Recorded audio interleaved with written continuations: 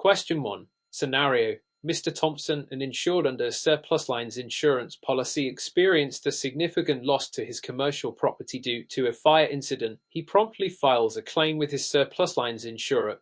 During the investigation, it is discovered that Mr. Thompson failed to disclose a prior fire incident on his property when he applied for the policy.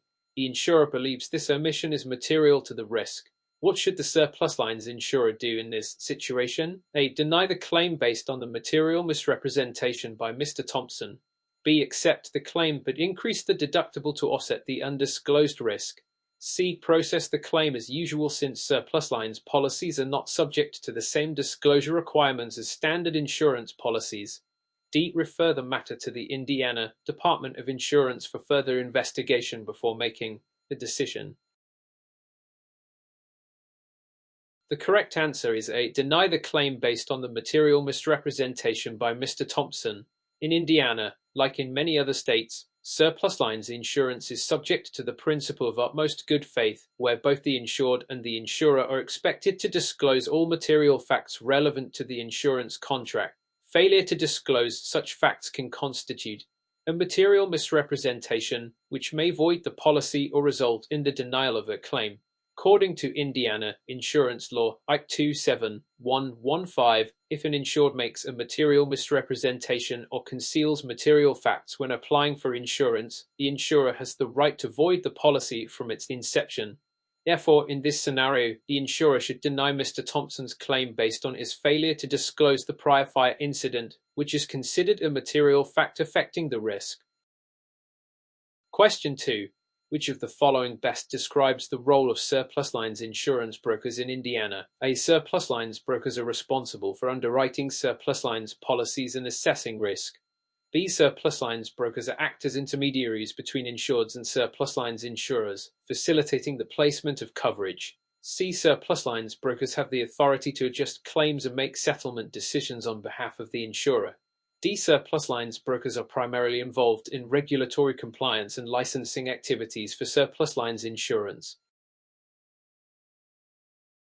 The correct answer is B. Surplus lines brokers act as intermediaries between insureds and surplus lines insurers, facilitating the placement of coverage. In Indiana, surplus lines brokers play a crucial role in the surplus lines insurance market by assisting insureds in obtaining coverage from non-admitted insurers.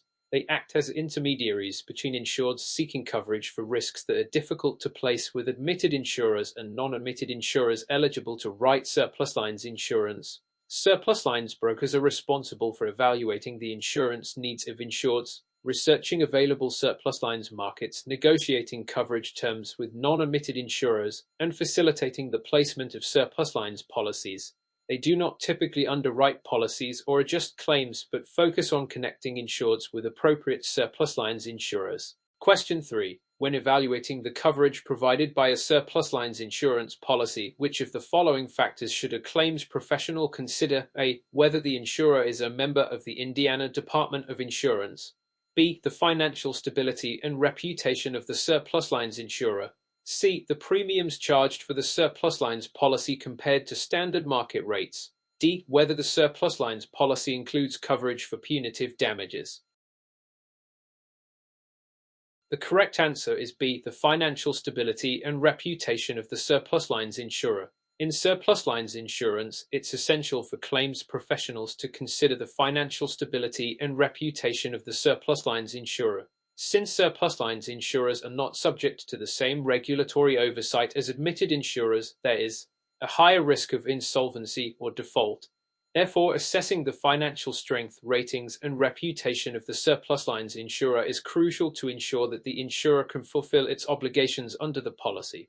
Indiana, like other states, requires surplus lines insurers to meet certain financial requirements to qualify for eligibility to write surplus lines insurance. However, the responsibility ultimately lies with the claims professional to evaluate the financial stability of the insurer to mitigate the risk of non-payment of claims.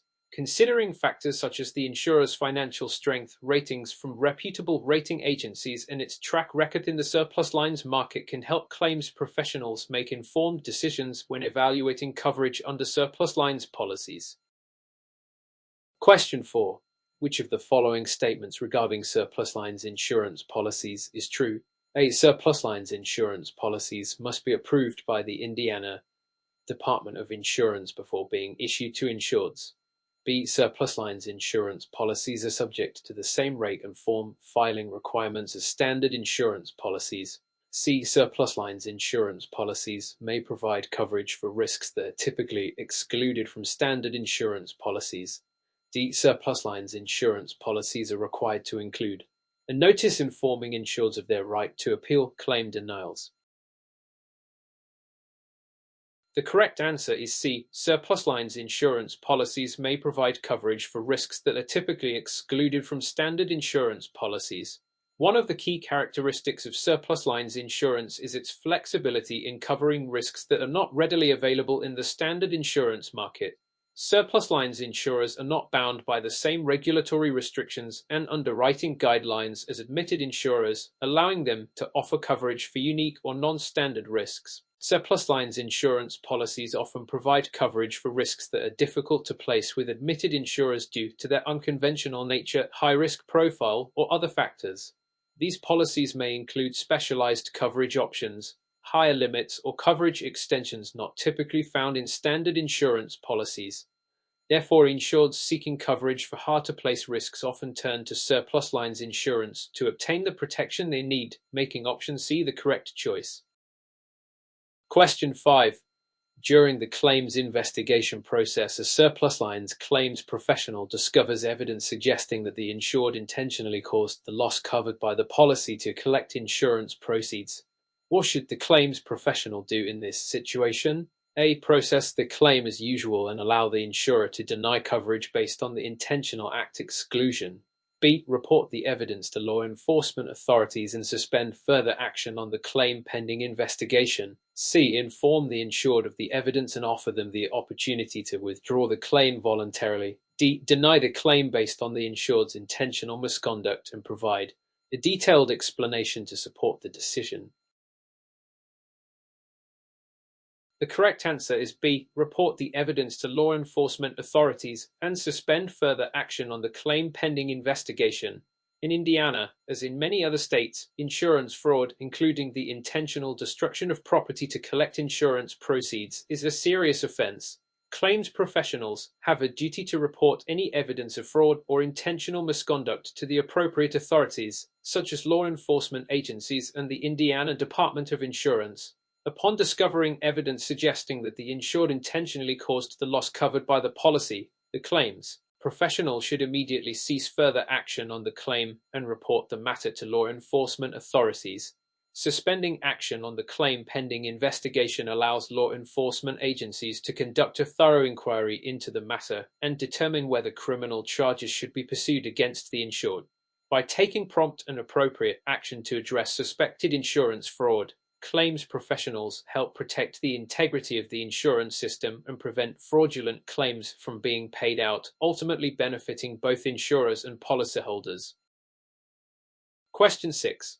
Which of the following statements accurately describes the role of the Indiana Surplus Lines Insurance Association (ILIA) in the surplus lines insurance market? A. ISLIA acts as a regulatory authority overseeing surplus lines insurance transactions in Indiana.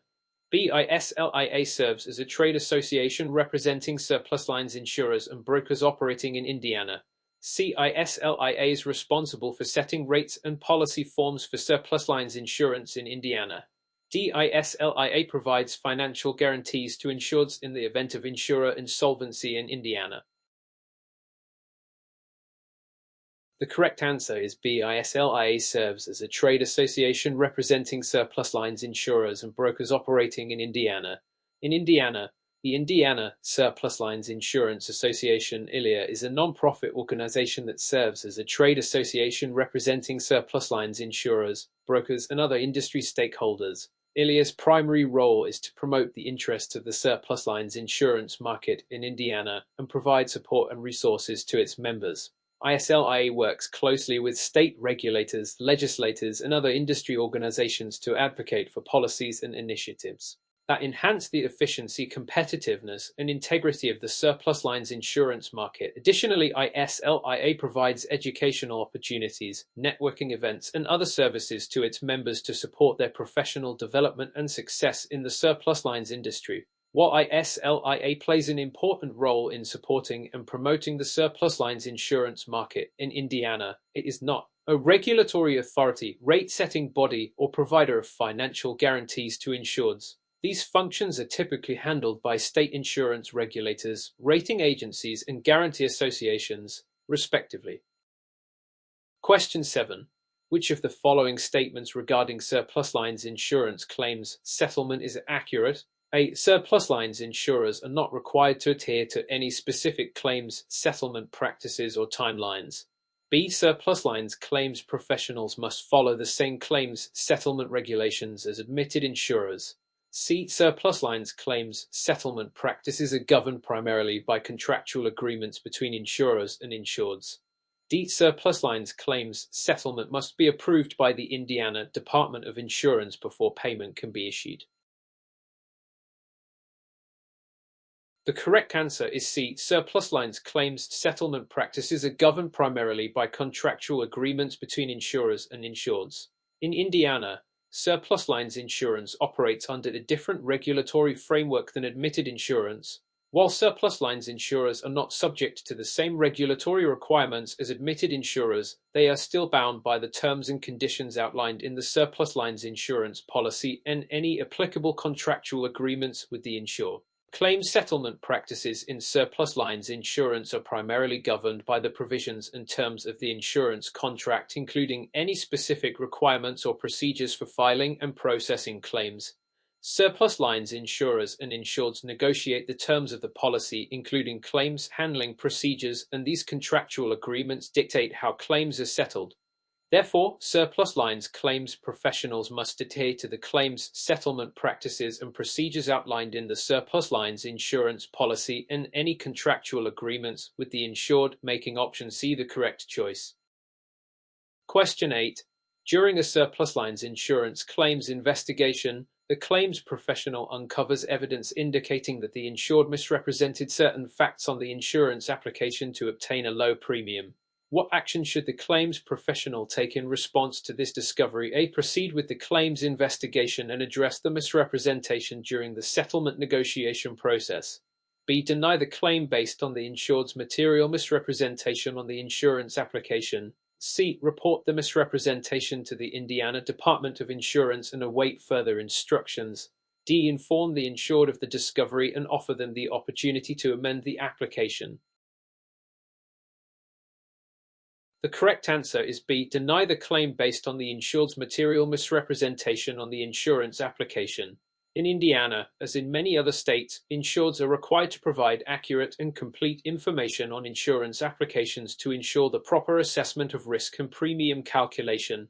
Failure to disclose material facts or intentional misrepresentation on the insurance application constitutes fraud and can result in the denial of coverage. According to Indiana Insurance Law, Act 27115, if an insured makes a material misrepresentation or conceals material facts on an insurance application, the insurer has the right to void the policy from its inception. Therefore, in this scenario, the claims professional should deny the claim based on the insured's material misrepresentation on the insurance application. Taking prompt action to address misrepresentations on insurance applications helps maintain the integrity of the insurance system and ensures that premiums are accurately calculated based on the true risk exposure. Question 9. Which of the following best describes the purpose of surplus lines insurance in Indiana? A. To provide coverage for risks that are ineligible for insurance in the standard admitted market. B. To offer low premiums compared to standard insurance policies for similar coverage. C. To replace the need for traditional insurance policies in high-risk industries. D. To protect insureds from financial losses resulting from natural disasters and catastrophic events. The correct answer is A. To provide coverage for risks that are ineligible for insurance in the standard admitted market. Surplus lines insurance serves as a vital market for risks that are difficult to place with admitted insurers due to their unique nature, high risk, or other factors. In Indiana, as in other states, surplus lines insurance provides coverage for risks that are ineligible for coverage in the standard admitted market, often due to their unconventional or high-risk profile. Surplus lines insurers are not subject to the same regulatory restrictions and underwriting guidelines as admitted insurers, allowing them to offer coverage for non-standard risks that may not meet the criteria for admission in the standard market. This flexibility enables surplus lines insurance to fill gaps in coverage and provide solutions for insureds with hard-to-place risks. Therefore, the primary purpose of surplus lines insurance in Indiana is to provide coverage for risks that are ineligible for insurance in the standard admitted market, making option the correct choice. Question 10. Scenario MS. Rodriguez, the claims professional handling a surplus lines insurance claim, discovers conflicting information during the investigation regarding the cause of the covered loss. Some evidence suggests that the loss occurred due to a covered peril, while other evidence points to an excluded cause of loss. What should the claims professional do in this situation? A. Deny the claim based on the exclusion for the potential cause of loss. B. Seek clarification from the insured and gather additional evidence to determine the actual cause of loss. C. Process the claim based on the evidence supporting coverage and inform the insured of the conflicting information. D. Refer the matter to the Indiana Department of Insurance for arbitration to resolve the dispute. The correct answer is B. Seek clarification from the insured and gather additional evidence to determine the actual cause of loss. In situations where conflicting information arises during a surplus lines insurance claims investigation, claims professionals should take proactive steps to gather additional evidence and clarify the circumstances surrounding the loss. This may involve seeking clarification from the insured, conducting further interviews or inspections, and obtaining expert opinions if necessary. Resolving conflicting information requires a thorough and objective assessment of all available evidence to determine the actual cause of loss and whether it falls within the scope of coverage provided by the surplus lines insurance policy. By gathering additional evidence and seeking clarification from the insured, claims professionals can make informed decisions and ensure that claims are handled fairly and accurately. Question 11. Which of the following is a key advantage of surplus lines insurance for insureds in Indiana? A. Guaranteed coverage for all types of risks, regardless of their nature or level of risk. B. Lower premiums compared to standard insurance policies offered by admitted insurers. C. Automatic coverage extensions for common perils such as fire, theft, and vandalism. D. Unlimited liability coverage with no policy limits or exclusions. The correct answer is B. Low premiums compared to standard insurance policies offered by admitted insurers. One of the primary advantages of surplus lines insurance for insureds in Indiana is the potential for lower premiums compared to standard insurance policies offered by admitted insurers. Surplus lines insurers operate in a less regulated market environment and have more flexibility in underwriting and pricing, allowing them to offer competitive rates for risks that may be difficult to place with admitted insurers.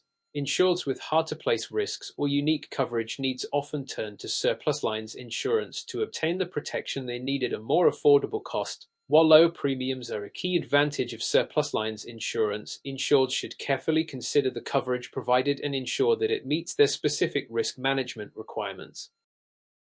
Question 12. During the claims settlement negotiation process, the insured requests an advance payment to cover immediate expenses related to the covered loss. What factors should the claims professional consider when evaluating this request? A. The insured's financial hardship and the potential impact on their ability to mitigate further damages. B. The surplus lines insurer's cash flow and financial reserves available for claims payments. C. The insured's credit history and payment track record with the insurer. D. The surplus lines insurance policy's provisions regarding advance payments and their conditions. The correct answer is A. The insured's financial hardship and the potential impact on their ability to mitigate further damages. When evaluating a request for an advance payment during the claims settlement negotiation process, claims professionals should consider factors such as the insured's financial hardship and their immediate needs to mitigate further damages or losses. Advance payments can help insureds cover essential expenses such as temporary accommodations, emergency repairs, or business interruption costs while awaiting the final settlement. Claims professionals should assess the insured's financial situation, the urgency of their needs, and the potential impact on their ability to recover from the loss. While surplus lines insurers have discretion in granting advance payments, they should balance the insured's immediate needs with the insurer's obligation to manage claims payments responsibly. Additionally, claims professionals should review the surplus lines insurance policy's provisions regarding advance payments and any conditions or requirements that must be met before issuing an advance. By considering these factors, claims professionals can make informed decisions and provide timely assistance to insureds in need. Question 13. Which of the following accurately describes the role of the Indiana Department of Insurance (IDOI) in regulating surplus lines insurance? A. The IDOI sets premium rates and policy forms for surplus lines insurance in Indiana.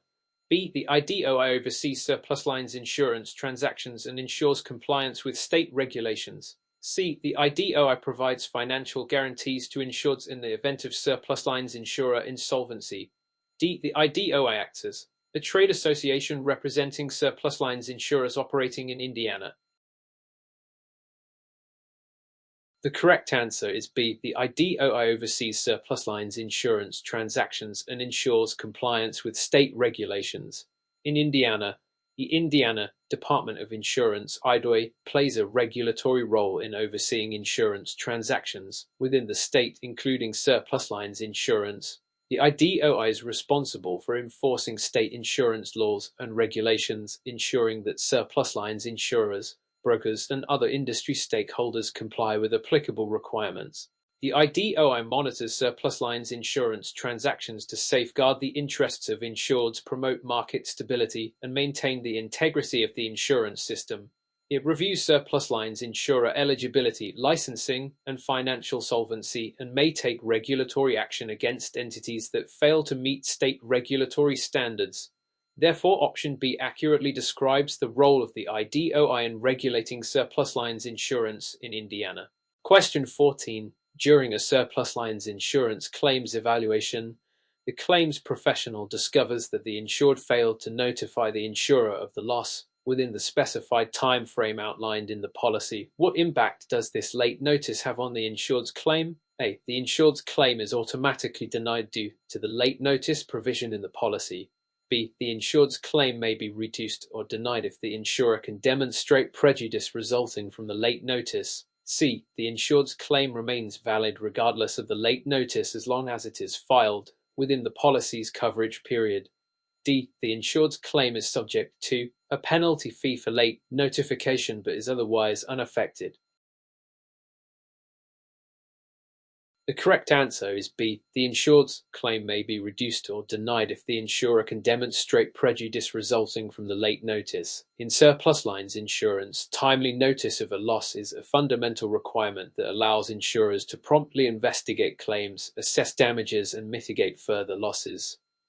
A failure to provide timely notice as specified in the insurance policy may prejudice the insurer's ability to investigate the claim effectively or take timely action to mitigate damages. Indiana insurance law recognizes the principle of notice prejudice, which allows insurers to deny or reduce coverage for late reported claims if they can demonstrate that they have been prejudiced by the delay in notice. Insurers may argue that the late notice has hindered their ability to investigate the claim, assess damages, or defend against potential liability, thereby justifying a reduction or denial of coverage. Therefore, insureds should be aware of and comply with the notice requirements outlined in their surplus lines insurance policies to avoid potential coverage disputes or claim denials. Question 15. What distinguishes surplus lines insurance from standard admitted insurance in Indiana? A. Surplus lines insurance policies are subject to stricter regulatory oversight by the Indiana Department of Insurance. B. Surplus lines insurance policies are typically more expensive and offer broader coverage than standard admitted insurance policies. C. Surplus lines insurers are not required to be licensed in Indiana and are not subject to the same regulatory requirements as admitted insurers. D. Surplus lines insurance policies are exclusively sold through surplus lines brokers and are not available through traditional insurance agents. The correct answer is C. Surplus lines insurers are not required to be licensed in Indiana and are not subject to the same regulatory requirements as admitted insurers. In Indiana, surplus lines insurance operates in a separate market segment from standard admitted insurance. Surplus lines insurers are not required to be licensed in Indiana and are not subject to the same regulatory requirements as admitted insurers, including rate and form filing requirements, solvency regulations, and market conduct standards. Instead, surplus lines insurance is regulated under special statutory provisions that allow insurers to provide coverage for risks that are difficult to place with admitted insurers. Surplus lines insurers are often referred to as non-admitted or unauthorized insurers, meaning they do not hold a license from the state to transact insurance but are eligible to write coverage on a non-admitted basis. Therefore, one of the key distinctions between surplus lines insurance and standard admitted insurance in Indiana is the regulatory framework governing each market segment, making option C the correct choice. Question 16. Scenario: Mr. Davis, an insured under surplus lines insurance policy, recently experienced damage to his commercial property due to a severe storm. He promptly notifies his surplus lines insurer about the loss. During the claims investigation, the insurer discovers that Mr. Davis failed to install the recommended storm shutters on his property, as required by the policy's protective safeguards endorsement. What action should the insurer take regarding Mr. Davis's claim? A. Deny the claim based on Mr. Davis's failure to comply with the protective safeguards endorsement. B. Process the claim but reduce the claim payment by the percentage of loss attributable to the lack of storm shutters. C. Waive the requirement for storm shutters since Mr. Davis promptly reported the loss to the insurer. D. Approve the claim without considering Mr. Davis's failure to install storm shutters, as it is not a material issue. The correct answer is A. Deny the claim based on Mr. Davis's failure to comply with the protective safeguards endorsement. In surplus lines insurance, policies often include protective safeguards endorsements that require insureds to implement specific measures to protect their property against certain perils. Failure to comply with these endorsements can jeopardize coverage for losses resulting from the specified perils. Indiana insurance law recognizes the principle of compliance with policy conditions, which requires insureds to fulfill all policy requirements to maintain coverage. In this scenario, Mr. Davis's failure to install the recommended storm shutters as mandated by the protective safeguards endorsement constitutes a breach of the policy conditions. As a result, the insurer has grounds to deny the claim based on Mr. Davis's non-compliance with the policy provisions. Denying the claim in such cases reinforces the importance of policy compliance and helps mitigate moral hazard by holding insureds accountable for adhering to risk mitigation measures outlined in their insurance policies. Question 17. Which of the following is a primary responsibility of surplus lines insurance brokers in Indiana? A. Underwriting surplus lines insurance policies and assessing risk. B. Negotiating coverage terms directly with insureds on behalf of surplus lines insurers. C. Assisting insureds in obtaining coverage from non-admitted insurers for hard-to-place risks. D. Adjudicating claims and making settlement decisions on behalf of the surplus lines insurer. The correct answer is C. Assisting insureds in obtaining coverage from non-admitted insurers for hard-to-place risks. Surplus lines insurance brokers play a crucial role in the surplus lines insurance market by facilitating the placement of coverage for insureds seeking protection for risks that are difficult to place with admitted insurers. Brokers act as intermediaries between insureds and non-admitted insurers, leveraging their expertise and market access to connect insureds with suitable surplus lines coverage options. In Indiana, surplus lines brokers are licensed professionals who specialize in navigating the surplus lines market and assisting insureds in obtaining coverage tailored to their unique risk exposures. They evaluate insureds' insurance needs, research available surplus lines markets, negotiate coverage terms with non-admitted insurers, and facilitate the placement of surplus lines policies. By providing access to surplus lines insurance markets, brokers help insureds secure coverage for risks that may not be available or viable in the standard admitted market, enhancing the overall resilience and competitiveness of the insurance market. Question 18. When evaluating the coverage provided by a surplus lines insurance policy, which of the following factors should a claims professional consider? A. Whether the insurer is a member of the Indiana Department of Insurance. B. The financial stability and reputation of the surplus lines insurer. C. The premiums charged for the surplus lines policy compared to standard market rates. D. Whether the surplus lines policy includes coverage for punitive damages.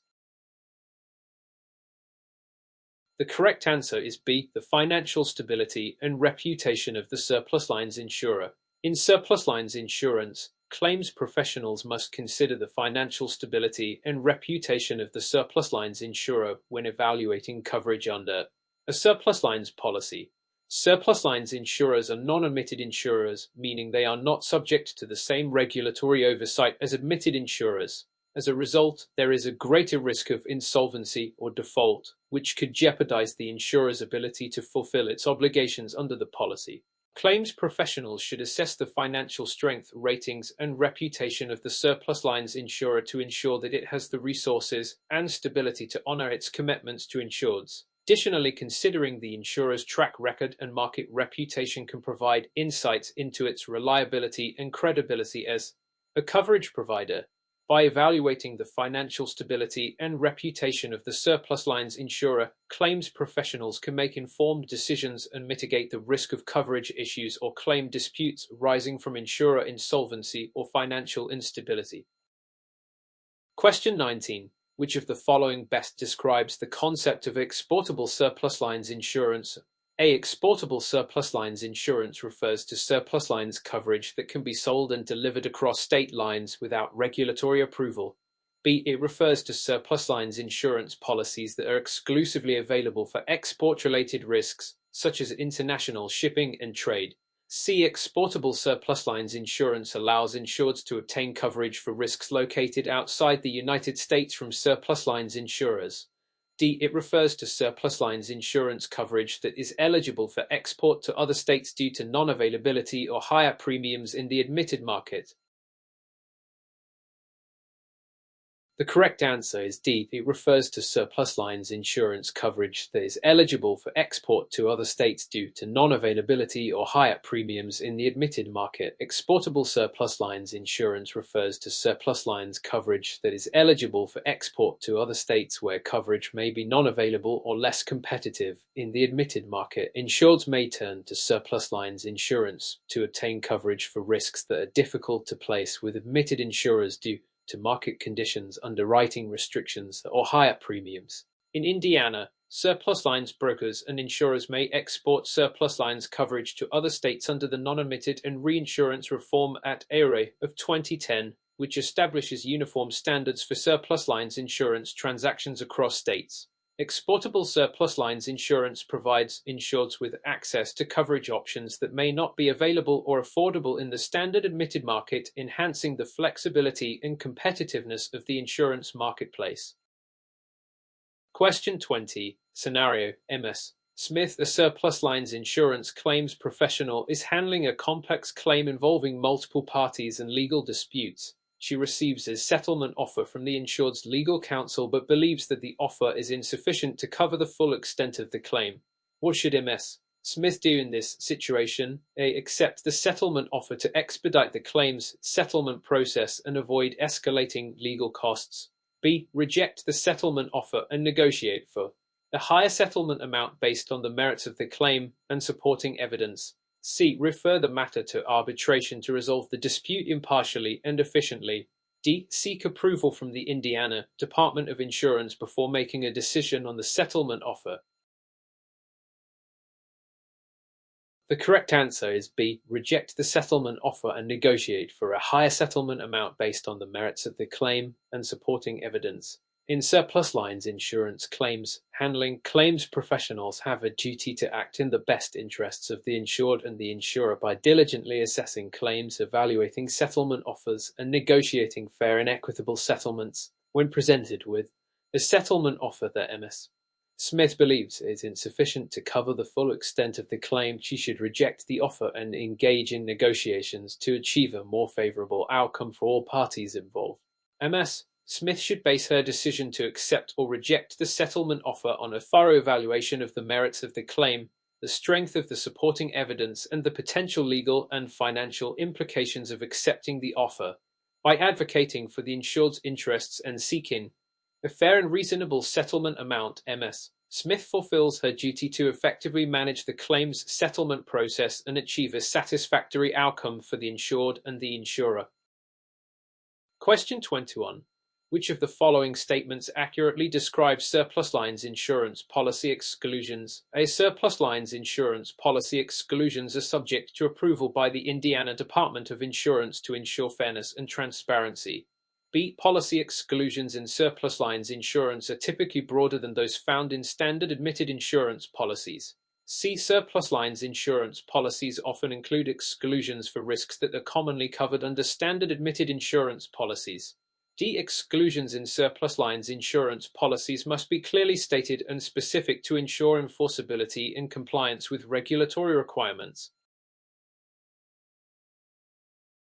The correct answer is B. Policy exclusions in surplus lines insurance are typically broader than those found in standard admitted insurance policies. Surplus lines insurance policies often include broader exclusions compared to standard admitted insurance policies, reflecting the unique risk profile and market conditions of surplus lines coverage.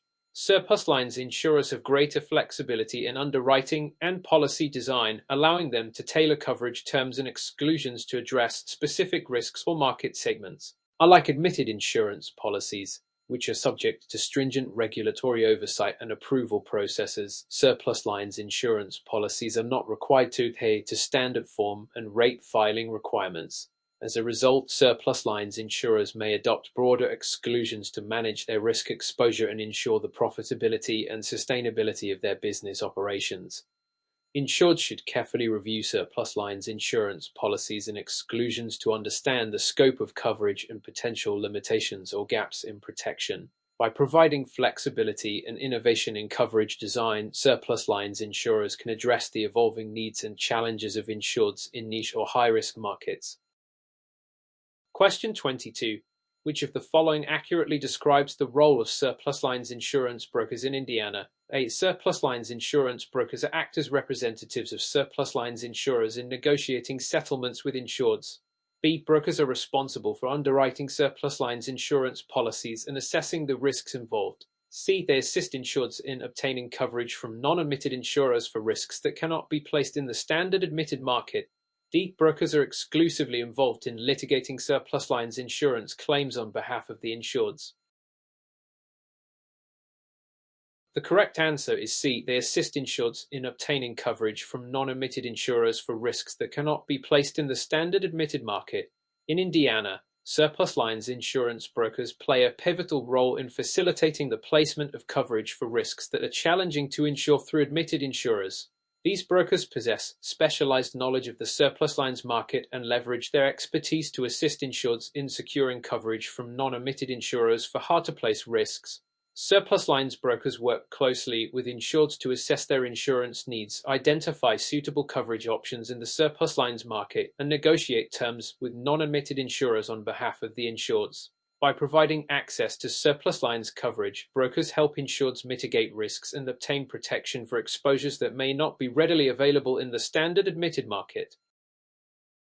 Question 23. Scenario: MS Thompson, an insured under a surplus lines insurance policy, recently experienced damage to her property due to a fire incident. She promptly notifies her insurer about the loss and submits a claim for reimbursement of the damages.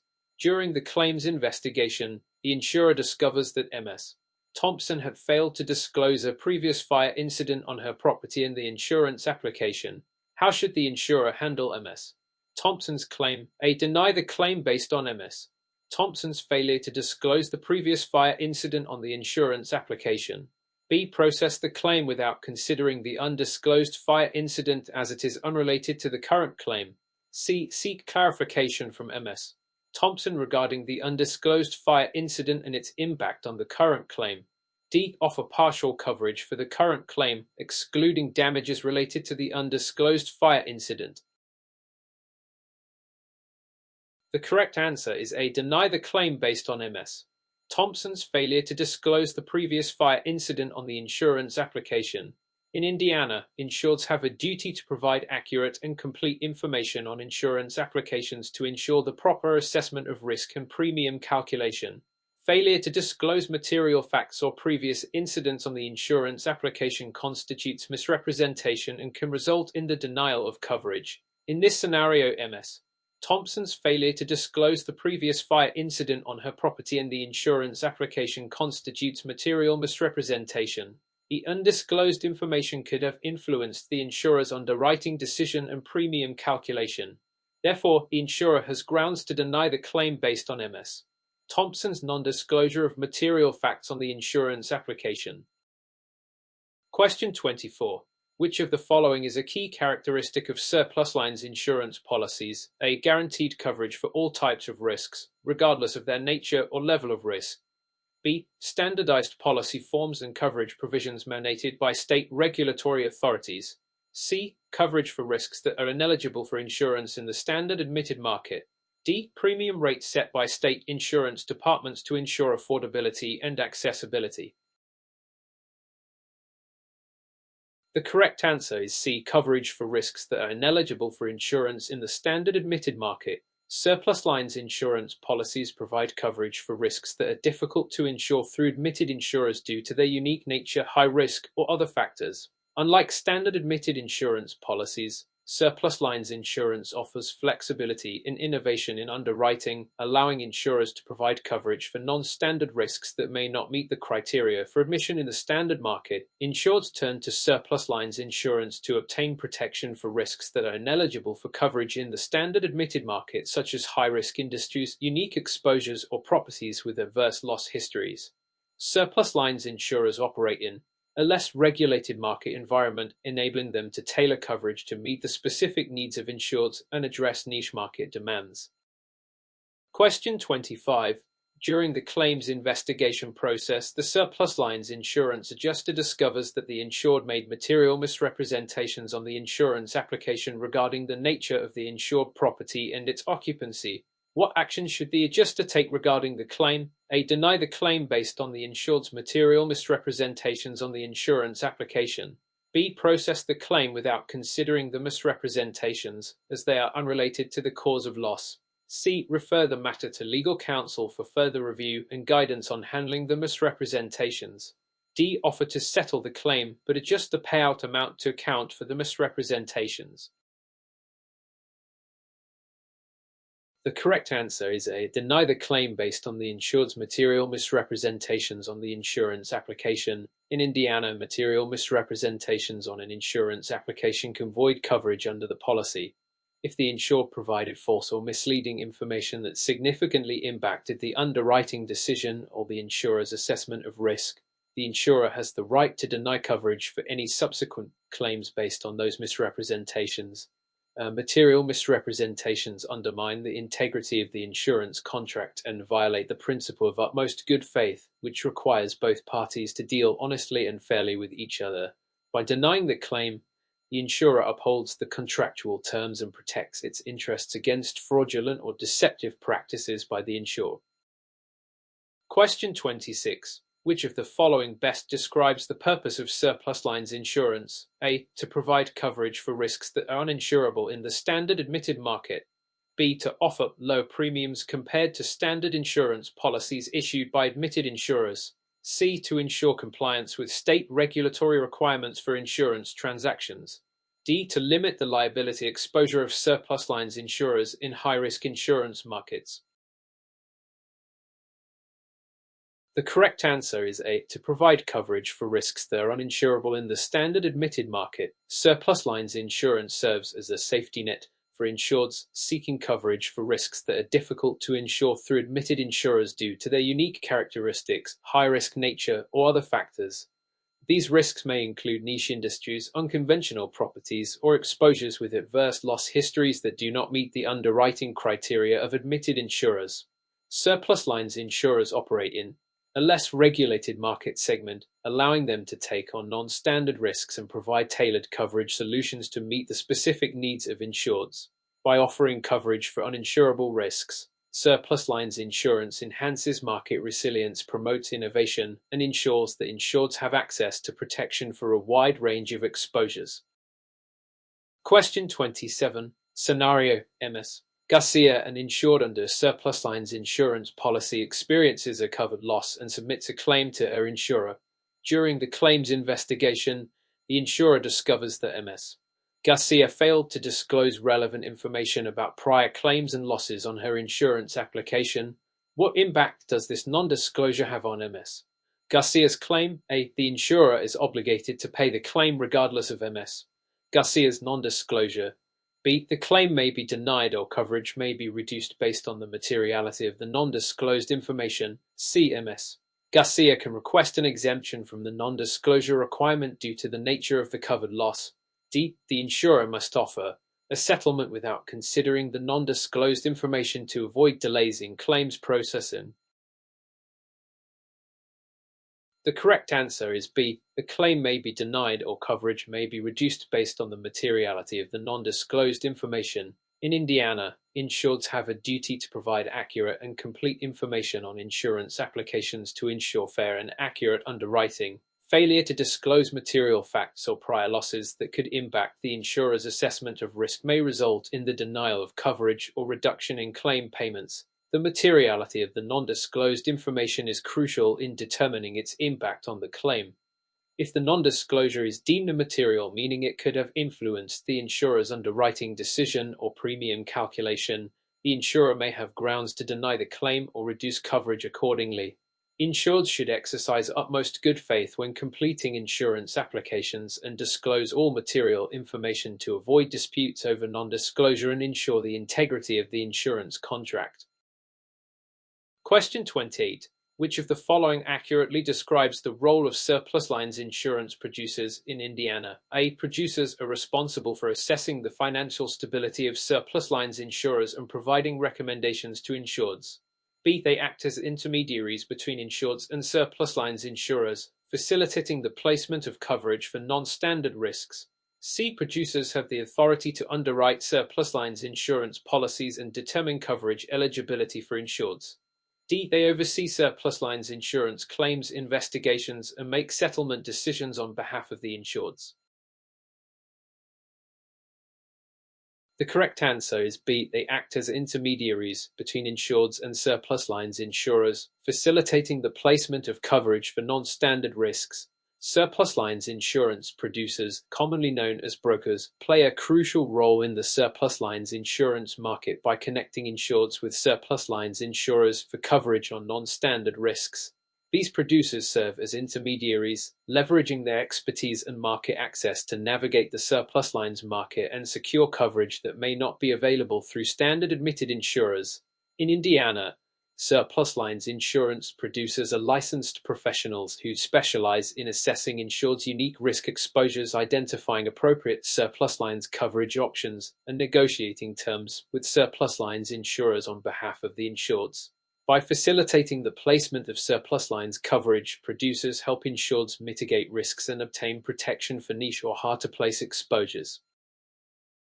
Question 29. Scenario: Mr. Rodriguez, an insured under a surplus lines insurance policy, recently experienced damage to his property due to a burst pipe. He promptly notifies his insurer about the loss and submits a claim for reimbursement of the damages.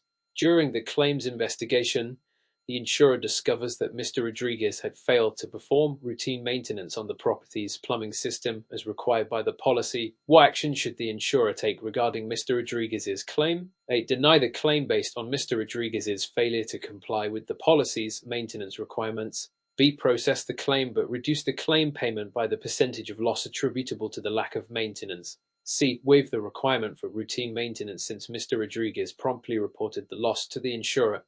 D. Approve the claim without considering Mr. Rodriguez's failure to perform routine maintenance as it is not a material issue.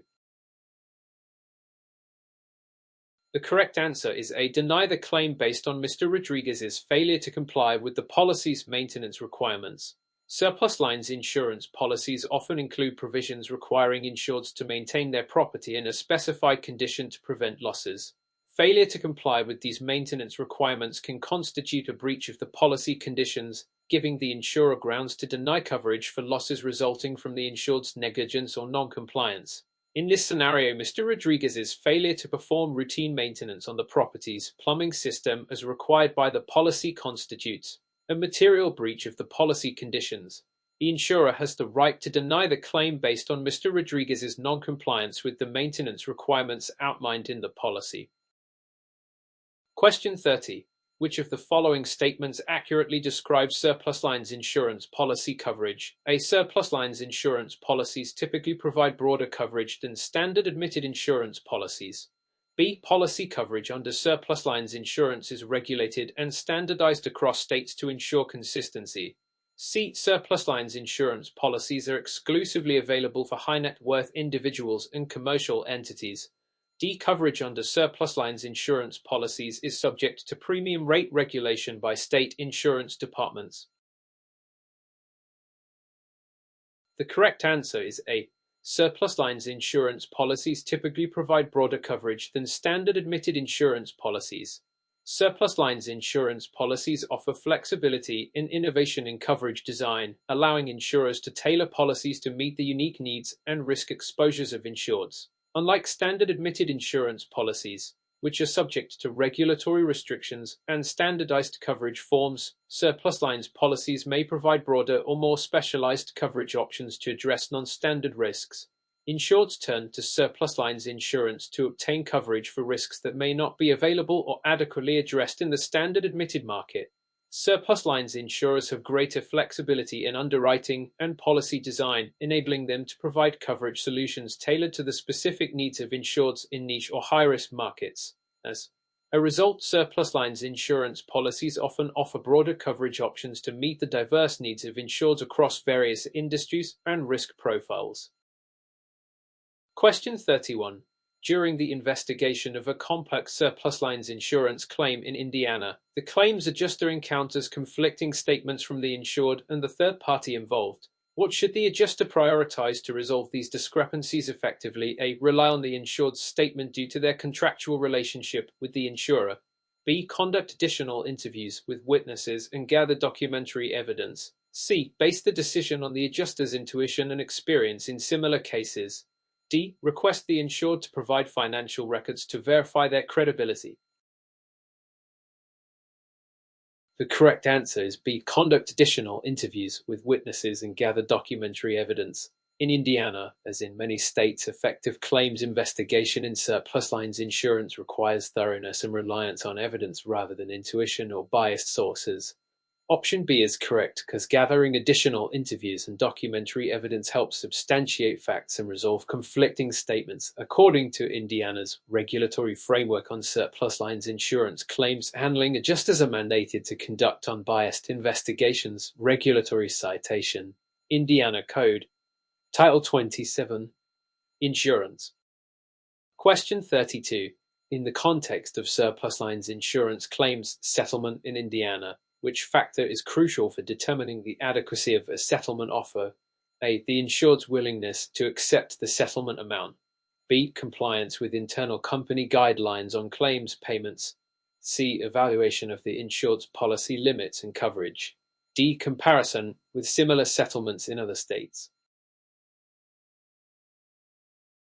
The correct answer is C. Evaluation of the insured's policy limits and coverage. Indiana requires surplus lines insurers to adhere to fair claims practices, including ensuring that settlement offers are adequate and based on the insured's policy terms and conditions. Regulatory citation: Indiana Administrative Code, Title 760, Department of Insurance. Option C is correct because evaluating the insured's policy limits and coverage helps in determining whether the settlement offer meets the contractual obligations under Indiana law. Question 33. When facing litigation in surplus lines insurance claims in Indiana, what should claims professionals prioritize to manage litigation expenses effectively? A. Hiring multiple expert witnesses to strengthen the case. B. Pursuing an aggressive litigation strategy to deter further claims. C. Communicating regularly with legal counsel and reviewing litigation budgets. D. Requesting an extension of the litigation timeline to gather more evidence. The correct answer is C. Communicating regularly with legal counsel and reviewing litigation budgets. In Indiana, managing litigation expenses in surplus lines claims involves close collaboration between claims professionals and legal counsel to ensure efficient handling of the case. Regulatory citation: Indiana Code. Title 27. Insurance. Option C is correct because regular communication with legal counsel and reviewing litigation budgets help in controlling costs and maintaining compliance with Indiana's regulations on surplus lines insurance claims handling. Question 34. In surplus lines insurance policies issued in Indiana, what is the significance of a non-admitted insurer status? A. It indicates that the insurer is not licensed in Indiana, but is approved to underwrite specific risks.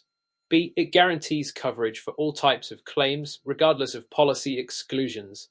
C. It exempts the insured from providing documentation during claims processing. D. It allows the insured to negotiate higher claim settlements. The correct answer is A. It indicates that the insurer is not licensed in Indiana, but is approved to underwrite specific risks. Under Indiana's Regulatory Framework for Surplus Lines Insurance Indiana Code. Title 27. Insurance. A non-admitted insurer refers to an insurer that is not licensed in the state but is approved to underwrite risks that admitted insurers are unwilling to cover. Option A is correct because it reflects the regulatory definition and significance of non-admitted insurers, emphasizing the specialized role they play in providing coverage for unique or high-risk situations. Question 35. When evaluating the extent and value of a claim in surplus lines insurance, what role does the principle of indemnity play? It allows the insured to claim damages beyond the actual loss suffered. B. It ensures that the insured is compensated fairly without overpayment. C. It dictates that claims must be resolved through alternative dispute resolution methods. D. It exempts the insurer from liability for certain types of losses. The correct answer is B. It ensures that the insured is compensated fairly without overpayment. In surplus lines insurance claims evaluation, the principle of indemnity ensures that the insured is compensated fairly and accurately for the actual loss suffered without receiving more than the insured's financial interest in the property or risk insured. This principle is fundamental in maintaining the economic balance of insurance contracts and is particularly relevant in Indiana's regulatory environment, Indiana Administrative Code. Title 760. Department of Insurance. Option B is correct because it aligns with the principles application in claims evaluation. Question 36. What ethical consideration is paramount for claims professionals handling surplus lines insurance claims in Indiana? A. Advocating for the insurer's financial interests above the insured's rights. B. Disclosing confidential information to third parties for claims resolution. C. Maintaining transparency and honesty in all communications and dealings. D. Fostering conflicts of interest to expedite claims processing. The correct answer is C. Maintaining transparency and honesty in all communications and dealings. Ethical considerations are crucial in surplus lines insurance claims handling in Indiana to ensure fair treatment of all parties involved.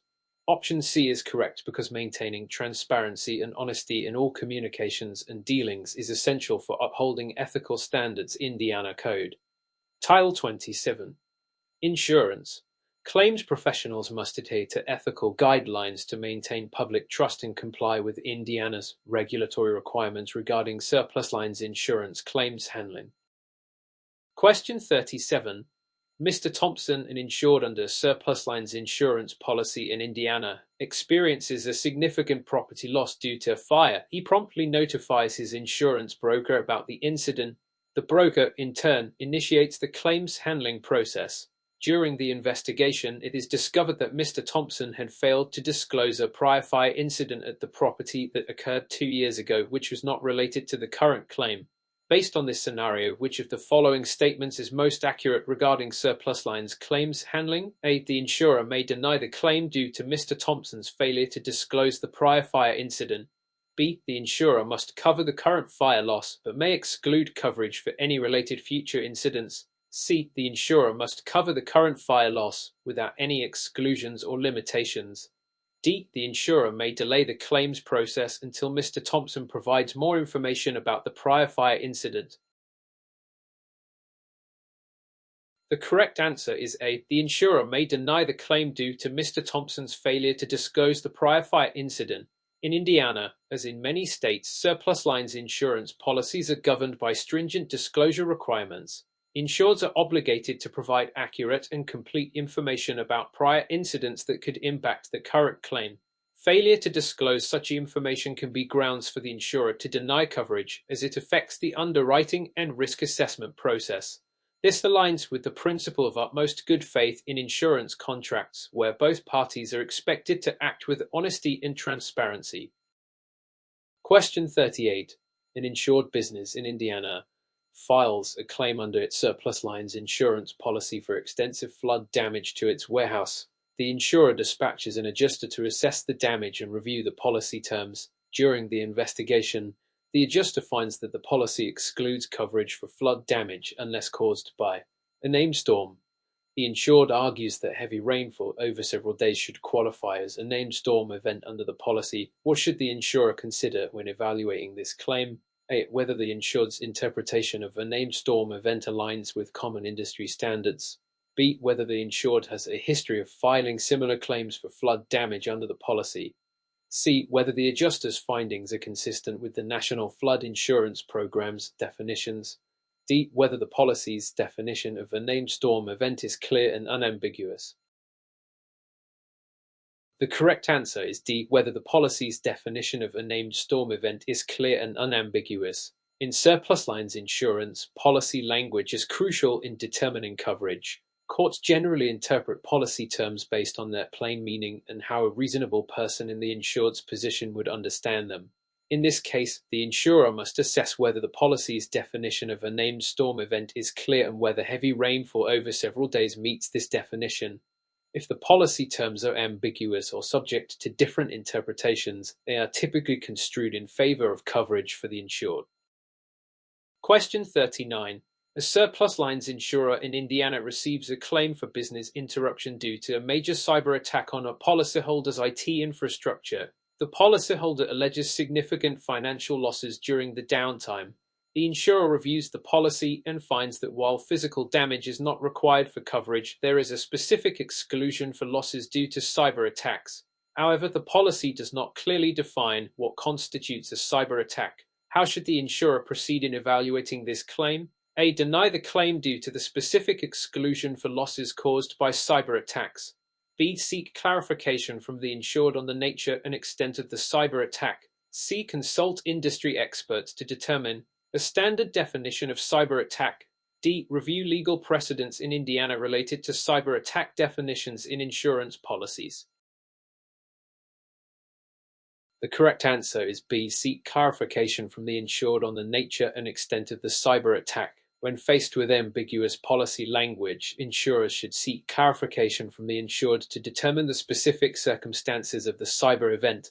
This approach aligns with the duty of good faith and fair dealing, requiring insurers to fairly investigate and evaluate claims. By obtaining more information about the cyber attack, the insurer can better assess whether the loss falls within the policy's coverage or if the specific exclusion applies. Question 40. A surplus lines insurer in Indiana receives a claim for property damage caused by a riot. The insured's business suffered significant losses when nearby protests escalated into violence, resulting in damage to their storefront. The policy excludes coverage for losses arising from riots and civil commotions. However, the insured argues that the damage primarily occurred due to vandalism, not rioting. How should the insurer evaluate this claim? A. Deny the claim based on the policy's exclusion for riot-related losses. B. Assess whether the policy's definition of riot encompasses the circumstances of this incident. C. Investigate whether the insured took adequate precautions to prevent vandalism. D. Request additional evidence from local law enforcement about the nature of the incident.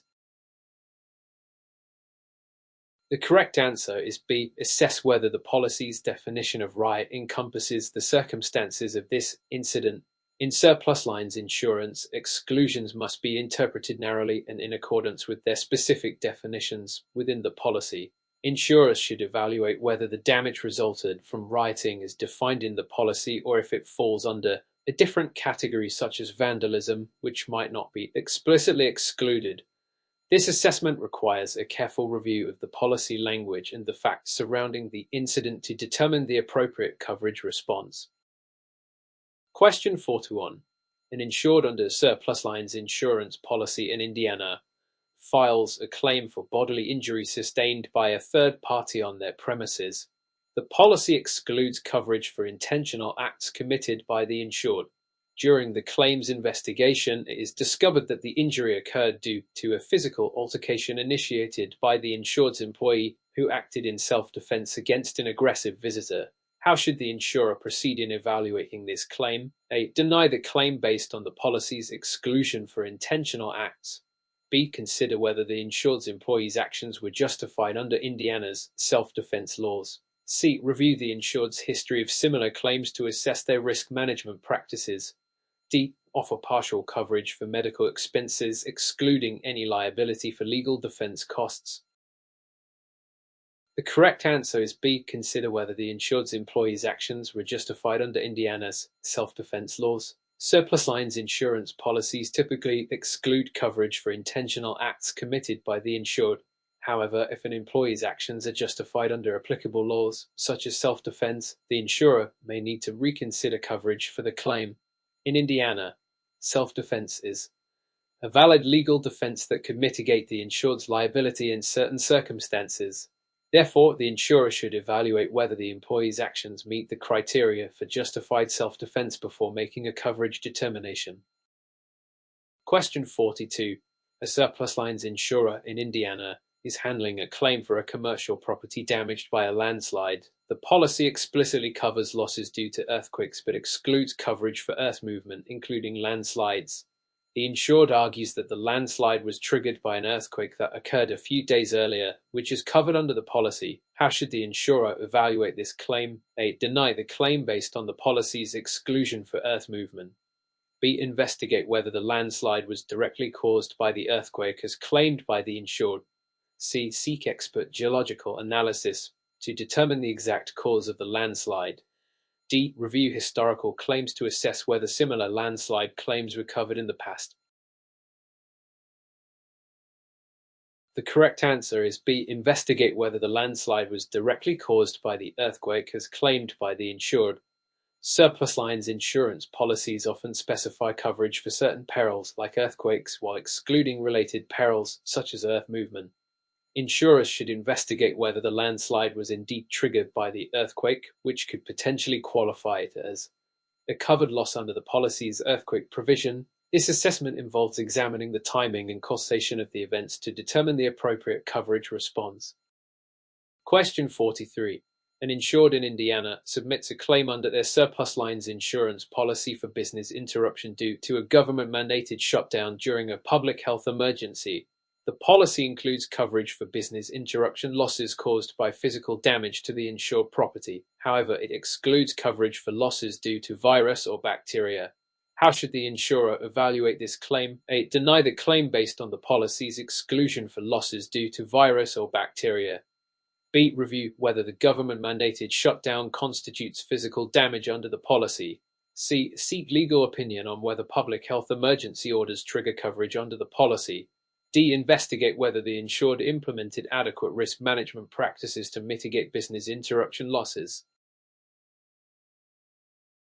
The correct answer is B. Review whether the government-mandated shutdown constitutes physical damage under the policy. Surplus lines insurance policies typically cover business interruption losses caused by physical damage to insured property. The insurer should evaluate whether the government-mandated shutdown stemming from a public health emergency can be considered as indirect physical damage to the insured premises or whether it triggers any other policy provisions that could extend coverage. This assessment involves interpreting the policy terms in light of the specific circumstances of the claim. Question 44. A surplus lines insurer in Indiana receives a claim for water damage to a commercial property caused by a burst pipe. The insured promptly notifies the insurer and provides documentation of the incident. During the investigation, it is discovered that the insured had failed to conduct routine maintenance on the property's plumbing system, which contributed to the pipe bursting. How should the insurer proceed in evaluating this claim? They deny the claim due to the insured's failure to conduct routine maintenance.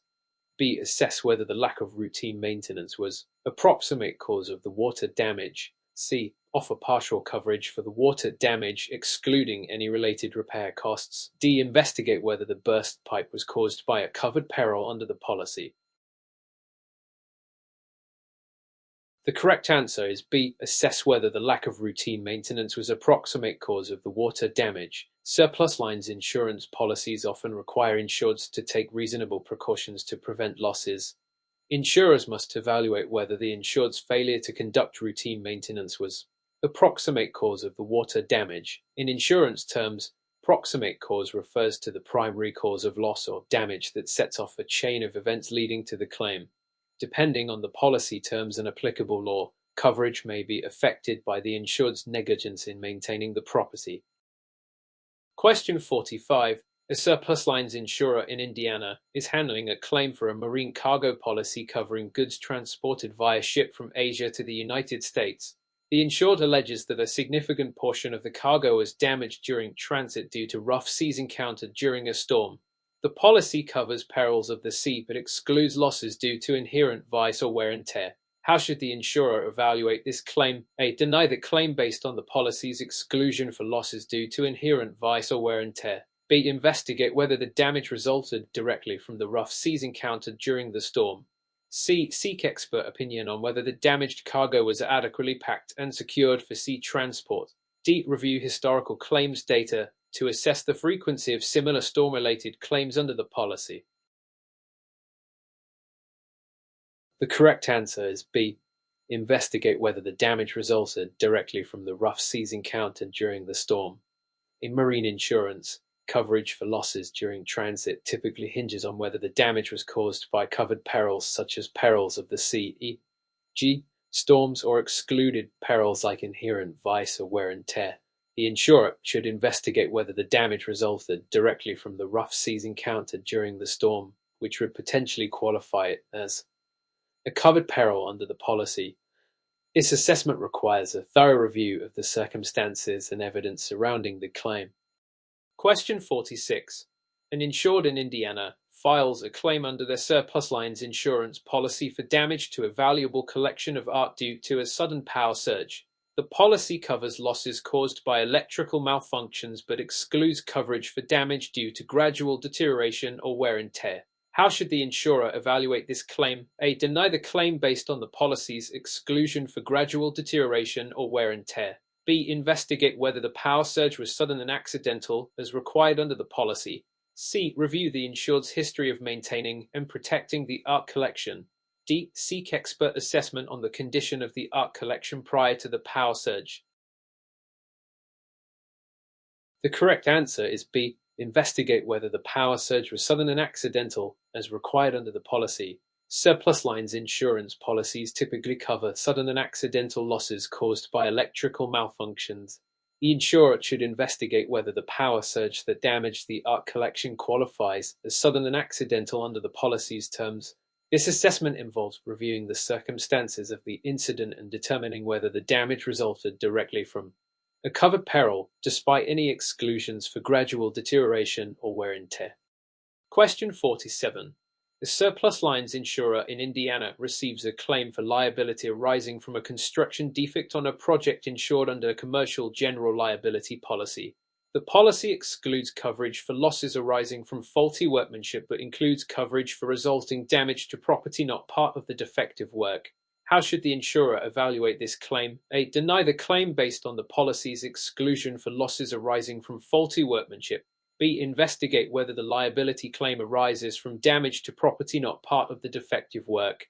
C. Seek expert opinion on whether the construction defect qualifies as faulty workmanship under the policy. D. Review the insured's contractual obligations and indemnity agreements related to the construction project. The correct answer is B. Investigate whether the liability claim arises from damage to property not part of the defective work.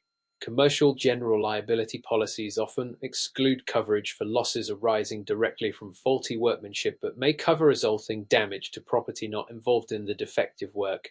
The insurer should investigate whether the liability claim against the insured arises from damage to property that is separate and distinct from the construction defect itself. This assessment helps determine whether the claim falls within the scope of coverage under the policy's terms. Question 48. An insured in Indiana holds a surplus lines insurance policy covering their antique store's inventory against theft and burglary. The insured reports a theft where several valuable artifacts were stolen. The policy includes coverage for theft but excludes coverage for mysterious disappearance or unexplained loss. How should the insurer evaluate this claim? A. Deny the claim based on the policy's exclusion for mysterious disappearance or unexplained loss. B. Investigate whether there is evidence of forcible entry or signs of a break-in at the insured premises. C. Seek expert appraisal to determine the actual value of the stolen artifacts. D. Review the insured security measures and procedures for protecting the store's inventory. The correct answer is B. Investigate whether there is evidence of forcible entry or signs of a break-in at the insured premises. Surplus lines insurance policies typically cover theft losses that involve evidence of forcible entry or a break-in, which distinguishes them from mysterious disappearance or unexplained loss. The insurer should investigate whether there are signs of forced entry or evidence supporting a burglary, as this would potentially qualify the theft under the policy's coverage provisions. This assessment helps determine whether the claim meets the criteria for a covered loss. Question 49. An insured in Indiana submits a claim under their surplus lines insurance policy for property damage caused by a severe windstorm. The policy includes coverage for windstorm damage but excludes coverage for losses due to flood or surface water. During the claims investigation, it is determined that the damage occurred due to both windstorm and subsequent flooding from heavy rainfall. How should the insurer evaluate this claim? A. Deny the claim based on the policy's exclusion for losses due to flood or surface water. B. Assess whether the windstorm damage is separable from the flood damage under the policy. C. Review historical weather data to determine the severity of the windstorm in the insured area. D. Seek expert opinion on whether the damage was primarily caused by windstorm or flooding. The correct answer is B. Assess whether the windstorm damage is separable from the flood damage under the policy. Surplus lines insurance policies often cover losses caused by specified perils such as windstorm, while excluding other perils like flood or surface water. Insurers should assess whether the damage resulted from a covered peril, windstorm, that is separable from the excluded peril, flood. This evaluation involves determining the primary cause of the damage and whether any portion of the claim may be eligible for coverage under the policy's terms. Question 50. A surplus lines insurer in Indiana receives a claim for liability arising from a product defect in a manufactured item sold by the insured. The policy excludes coverage for losses arising from product defects but includes coverage for resulting damages to third-party property or persons. How should the insurer evaluate this claim? A. Deny the claim based on the policy's exclusion for losses arising from product defects. B. Investigate whether the liability claim involves resulting damages to third-party property or persons. C. Seek expert opinion on the nature and extent of the product defect in the manufactured item. D. Review the insured's product liability insurance history to assess similar claims and outcomes. The correct answer is B. Investigate whether the liability claim involves resulting damages to third-party property or persons. Liability policies often exclude coverage for losses directly arising from product defects but may cover resulting damages to third-party property or persons. The insurer should investigate whether the liability claim against the insured involves damages that resulted from the product defect rather than the defect itself. This assessment helps determine whether coverage applies under the policy's terms for damages caused by covered events despite the exclusion for product defects. Question 51. An insured in Indiana holds a surplus lines insurance policy for a luxury yacht, which includes coverage for damage to the yacht and liability for accidents during navigation. The insured reports an accident where the yacht collided with a submerged rock formation, causing extensive hull damage. The policy includes coverage for collision damage but excludes coverage for losses due to wear and tear or gradual deterioration. How should the insurer evaluate this claim? A. Deny the claim based on the policy's exclusion for wear and tear or gradual deterioration. B. Investigate whether the damage was caused by a sudden and accidental collision with the submerged rock formation. C. Review the insured's maintenance records to assess the yacht's condition prior to the collision. D. Seek expert appraisal to determine the repair costs for the damaged yacht hull. The correct answer is B. Investigate whether the damage was caused by a sudden and accidental collision with the submerged rock formation. Surplus lines insurance policies typically cover losses caused by sudden and accidental events such as collisions, while excluding losses due to wear and tear or gradual deterioration. The insurer should investigate whether the damage to the yacht's hull resulted directly from the collision with the submerged rock formation, which would potentially qualify as a covered peril under the policy's collision coverage. This assessment involves examining the circumstances of the incident and verifying whether the cause of loss aligns with the policy's coverage provisions. Question 52. Mr. Anderson, an insured under surplus lines insurance policy in Indiana, suffers a loss to his commercial property due to a fire caused by faulty electrical wiring. The policy covers fire damage but excludes coverage for losses resulting from faulty maintenance or wear and tear. Mr. Anderson claims that the fire was sudden and accidental, not caused by negligence in maintenance. How should the insurer evaluate this claim? A. Deny the claim based on the policy's exclusion for losses due to faulty maintenance. B. Investigate whether the fire resulted directly from a covered peril under the policy. C. Review Mr. Anderson's maintenance records to determine negligence. D. Seek expert opinion on the cause of the electrical fire. The correct answer is B. Investigate whether the fire resulted directly from a covered peril under the policy. Surplus lines insurance policies cover losses caused by specified perils such as fire, while excluding losses due to negligence or wear and tear. Insurers should evaluate whether the fire was caused by a covered peril, faulty electrical wiring in this case, rather than excluded perils like faulty maintenance. This requires a thorough investigation into the cause of the fire and an assessment of whether it falls within the policy's coverage provisions. Question 53. An insured in Indiana files a claim under their surplus lines insurance policy for a burglary at their jewelry store. The policy includes coverage for theft and burglary, but excludes coverage for losses due to mysterious disappearance. During the investigation, it is found that some high-value items were reported missing without any evidence of forced entry or break-in. How should the insurer evaluate this claim? A. Deny the claim based on the policy's exclusion for mysterious disappearance. B. Investigate whether the insured had adequate security measures in place. C. Seek expert appraisal to determine the value of the missing jewelry. D. Review local crime reports to assess the likelihood of burglary. The correct answer is A.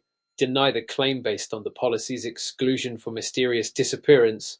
Surplus lines insurance policies typically cover theft and burglary losses involving evidence of forced entry or break-in. However, they exclude losses due to mysterious disappearance where items go missing without evidence of theft. In this case, since there is no evidence of forced entry or break-in, the claim would likely fall under the policy's exclusion for mysterious disappearance, warranting denial. Question 54. The surplus lines insurer in Indiana is handling a liability claim against their insured, a construction company, for damages caused by defective workmanship. The policy excludes coverage for losses arising from faulty workmanship, but includes coverage for resulting damages to third-party property or persons. How should the insurer evaluate this claim? A. Deny the claim based on the policy's exclusion for losses arising from faulty workmanship. B. Investigate whether the liability claim involves resulting damages to third-party property or persons. C. Seek legal opinion on whether the construction defect qualifies as faulty workmanship under the policy. D. Review the insured's prior claims history related to construction defects. The correct answer is B. Investigate whether the liability claim involves resulting damages to third-party property or persons. Liability policies often exclude coverage for losses directly arising from faulty workmanship, but may cover resulting damages to third-party property or persons. The insurer should investigate whether the liability claim against the insured involves damages that resulted from the defective workmanship rather than the defect itself. This assessment helps determine whether coverage applies under the policy's terms for damages caused by covered events despite the exclusion for faulty workmanship. Question 55. An insured in Indiana holds a surplus lines insurance policy covering their historic mansion against various perils, including fire and vandalism. The insured reports a significant fire that started due to faulty wiring. During the investigation, it is discovered that the mansion had outdated electrical wiring that did not comply with current safety standards. How should the insurer evaluate this claim? A. Deny the claim based on the policy's exclusion for losses due to outdated electrical wiring. B. Investigate whether the fire resulted directly from a covered peril under the policy. C. Review the insured's efforts to update the mansion's electrical system. D. Seek expert opinion on the cause of the fire and the condition of the electrical wiring. The correct answer is B. Investigate whether the fire resulted directly from a covered peril under the policy. Surplus lines insurance policies typically cover losses caused by specified perils such as fire, while excluding losses due to lack of maintenance or wear and tear. In this case, the insurer should investigate whether the fire resulted from faulty wiring, which is usually considered a covered peril under fire insurance. The focus should be on determining whether the fire was caused by a peril covered by the policy despite any potential issues with outdated wiring. Question 56. A surplus lines insurer in Indiana receives a claim for business interruption under a policy covering a technology startup. The insured claims that a cyber attack caused their servers to crash, resulting in significant downtime and financial losses. The policy includes coverage for business interruption due to cyber events, but excludes coverage for losses caused by failure to implement cybersecurity measures. How should the insurer evaluate this claim? A. Deny the claim based on the policy's exclusion for losses due to failure to implement cybersecurity measures. B. Investigate whether the cyber attack was a covered peril under the policy. C. Review the insured's cybersecurity measures and protocols. D. Seek legal opinion on the definition of cyber attack under the policy terms. The correct answer is B. Investigate whether the cyber attack was a covered peril under the policy. Surplus lines insurance policies covering cyber events typically include coverage for business interruption caused by cyber attacks, subject to certain exclusions such as failure to implement cybersecurity measures. The insurer should investigate whether the cyber attack in question qualifies as a covered peril under the policy, focusing on the specific circumstances of the attack and its impact on the insured's business operations. Question 57. An insured in Indiana files a claim under their surplus lines insurance policy for damage to their yacht caused by a collision with a submerged object in a lake. The policy includes coverage for collisions but excludes coverage for losses due to gradual deterioration or wear and tear. During the investigation, it is discovered that the insured had not maintained the yacht's hull properly, which contributed to the collision damage. How should the insurer evaluate this claim? A. Deny the claim based on the policy's exclusion for losses due to gradual deterioration. B. Investigate whether the collision resulted directly from a covered peril under the policy. C. Seek expert appraisal to determine the yacht's pre-accident condition.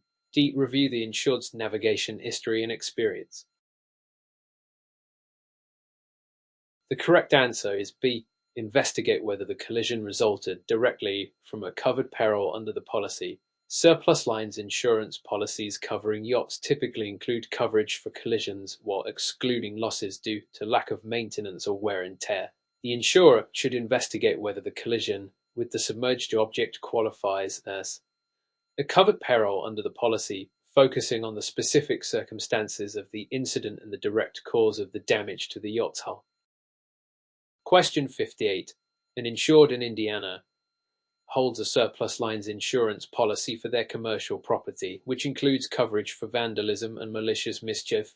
The insured reports damage to their property caused by graffiti sprayed on the walls. The policy covers vandalism but excludes coverage for damage caused by graffiti. How should the insurer evaluate this claim? A. Deny the claim based on the policy's exclusion for damage caused by graffiti. B. Investigate whether the graffiti caused any structural damage to the property. C. Review the insured security measures and vandalism prevention protocols. D. Seek legal opinion on whether graffiti falls under the definition of vandalism in the policy. The correct answer is A. Deny the claim based on the policy's exclusion for damage caused by graffiti. Surplus lines insurance policies typically cover losses caused by vandalism but often exclude coverage for damage specifically caused by graffiti. In this case, since the damage reported is due to graffiti sprayed on the walls, which is specifically excluded under the policy, the claim should be denied based on the policy's exclusionary language. Question 59. The surplus lines insurer in Indiana receives a claim under professional liability policy from a technology consulting firm. The insured is being sued for failing to deliver a software solution on time, resulting in financial losses for the client. The policy includes coverage for professional negligence but excludes coverage for contractual breaches. How should the insurer evaluate this claim? A. Deny the claim based on the policy's exclusion for contractual breaches. B. Investigate whether the failure to deliver the software solution constituted professional negligence. C. Review the insured's contractual obligations and the terms of the software development agreement. D. Seek expert opinion on the standard practices in software development projects. The correct answer is B. Investigate whether the failure to deliver the software solution constituted professional negligence.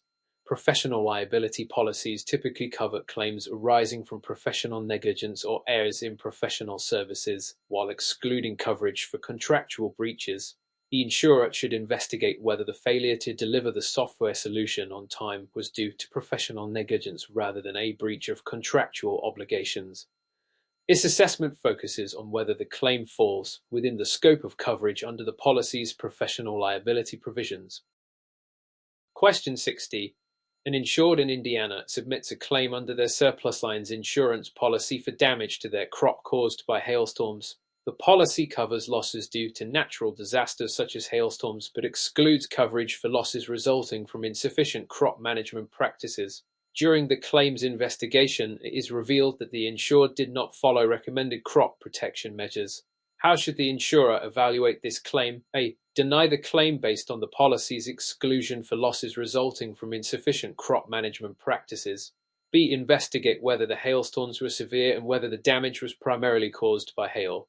C. Review the insured's historical crop yields to assess the impact of the hailstorms. D. Seek expert opinion on the effectiveness of the insured's crop protection measures. The correct answer is B. Investigate whether the hailstorms were severe and whether the damage was primarily caused by hail.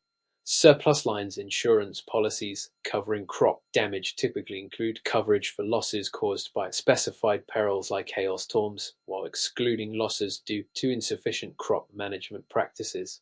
The insurer should investigate whether the damage to the insured's crop was primarily caused by hailstorms, which are typically covered under the policy, regardless of the insured's management practices. This assessment helps determine whether the claim qualifies for coverage under the policy's terms. Question 61. Mr. Davis, an insured under surplus lines insurance policy in Indiana, files a claim for water damage to his commercial property. The policy covers sudden and accidental water damage but excludes losses resulting from gradual deterioration. During the investigation, it is discovered that the water damage was caused by a leaking pipe that had been slowly deteriorating over time. How should the insurer evaluate this claim? A. Deny the claim based on the policy's exclusion for losses due to gradual deterioration. B. Investigate whether the leaking pipe caused sudden and unexpected damage. C. Review Mr. Davis's maintenance records to determine negligence. D. Seek expert opinion on the age and condition of the leaking pipe. The correct answer is A. Deny the claim based on the policy's exclusion for losses due to gradual deterioration. Surplus lines insurance policies typically cover sudden and accidental losses, while excluding losses caused by gradual deterioration or wear and tear. In this case, since the water damage resulted from a slowly deteriorating pipe, which falls under the policy's exclusion for gradual deterioration, the claim should be denied. It's crucial for insurers to thoroughly investigate the cause of loss to determine whether it meets the criteria for coverage under the policy terms. Question 62. An insured technology firm in Indiana submits a claim under their surplus lines insurance policy for data breach expenses. The policy covers costs associated with notifying affected individuals and providing credit monitoring services due to a data breach. During the claims investigation, it is found that the data breach occurred due to negligence in implementing cybersecurity measures, which is excluded under the policy. How should the insurer handle this claim? A. Deny the claim based on the policy's exclusion for losses due to failure to implement cybersecurity measures. B. Investigate whether the data breach resulted in actual harm to affected individuals. C. Review the insured's cybersecurity protocols and response plan. D. Seek legal opinion on the definition of a data breach under the policy terms. The correct answer is A. Deny the claim based on the policy's exclusion for losses due to failure to implement cybersecurity measures. Surplus lines insurance policies covering data breach expenses typically exclude coverage for losses resulting from the insured's failure to implement reasonable cybersecurity measures. Since the data breach in this case occurred due to negligence in cybersecurity practices, which falls under the policy's exclusion, the insurer should deny the claim. It's important for insurers to evaluate claims carefully against policy exclusions to determine coverage eligibility. Question 63. MS. Thompson, an insured under a surplus lines insurance policy in Indiana, owns a small manufacturing business. A fire breaks out in her factory, causing extensive damage to machinery and raw materials. MS. Thompson immediately notifies her insurer and starts cleaning up the debris to prevent further damage. What should the insurer advise MS. Thompson to do next? A. Instruct MS. Thompson to halt all cleanup activities until a claims adjuster assesses the damage. B. Recommend MS. Thompson to continue with cleanup efforts to minimize secondary damage. C. Advise MS. Thompson to start repairs on damaged machinery to resume operations quickly. D. Suggest MS. Thompson to document the cleanup process and expenses thoroughly. The correct answer is A. Instruct MS. Thompson to halt all cleanup activities until a claims adjuster assesses the damage. In the event of a claim, it is crucial for the insured to mitigate further damage, but also to preserve the scene for the claims adjuster's assessment. Insurers typically require the insured to halt cleanup activities until the extent of the damage can be properly evaluated. This ensures that the insurer can accurately assess the loss and make appropriate coverage determinations based on the policy terms. Question 64. An insured in Indiana holds a surplus lines insurance policy for their commercial property, which includes coverage for windstorm damage. The insured files a claim after a severe windstorm causes significant damage to the roof of their building. During the claims investigation, the insurer discovers that the roof had existing wear and tear, which contributed to the extent of the damage. How should the insurer evaluate this claim? A. Deny the claim based on the policy's exclusion for losses due to wear and tear. B. Investigate whether the windstorm was severe enough to cause the damage. C. Review the insured's maintenance records to assess roof condition. D. Seek expert opinion on the local windstorm patterns in the area. The correct answer is A. Deny the claim based on the policy's exclusion for losses due to wear and tear. Surplus lines insurance policies typically cover losses caused by specified perils like windstorms while excluding losses due to wear and tear or lack of maintenance. In this case, since the damage was exacerbated by the existing wear and tear of the roof, which is excluded under the policy, the claim should be denied. Insurers need to carefully assess whether the damage falls within the scope of coverage under the policy terms. Question 65. A surplus lines insurer in Indiana receives a claim under professional liability policy from a financial advisory firm. The insured is being sued for providing incorrect investment advice, resulting in financial losses for the client. The policy covers errors and omissions but excludes coverage for losses arising from fraudulent activities. How should the insurer evaluate this claim? A. Deny the claim based on the policy's exclusion for losses due to fraudulent activities. B. Investigate whether the investment advice was provided in good faith. C. Review the insured's client agreements and the scope of services provided.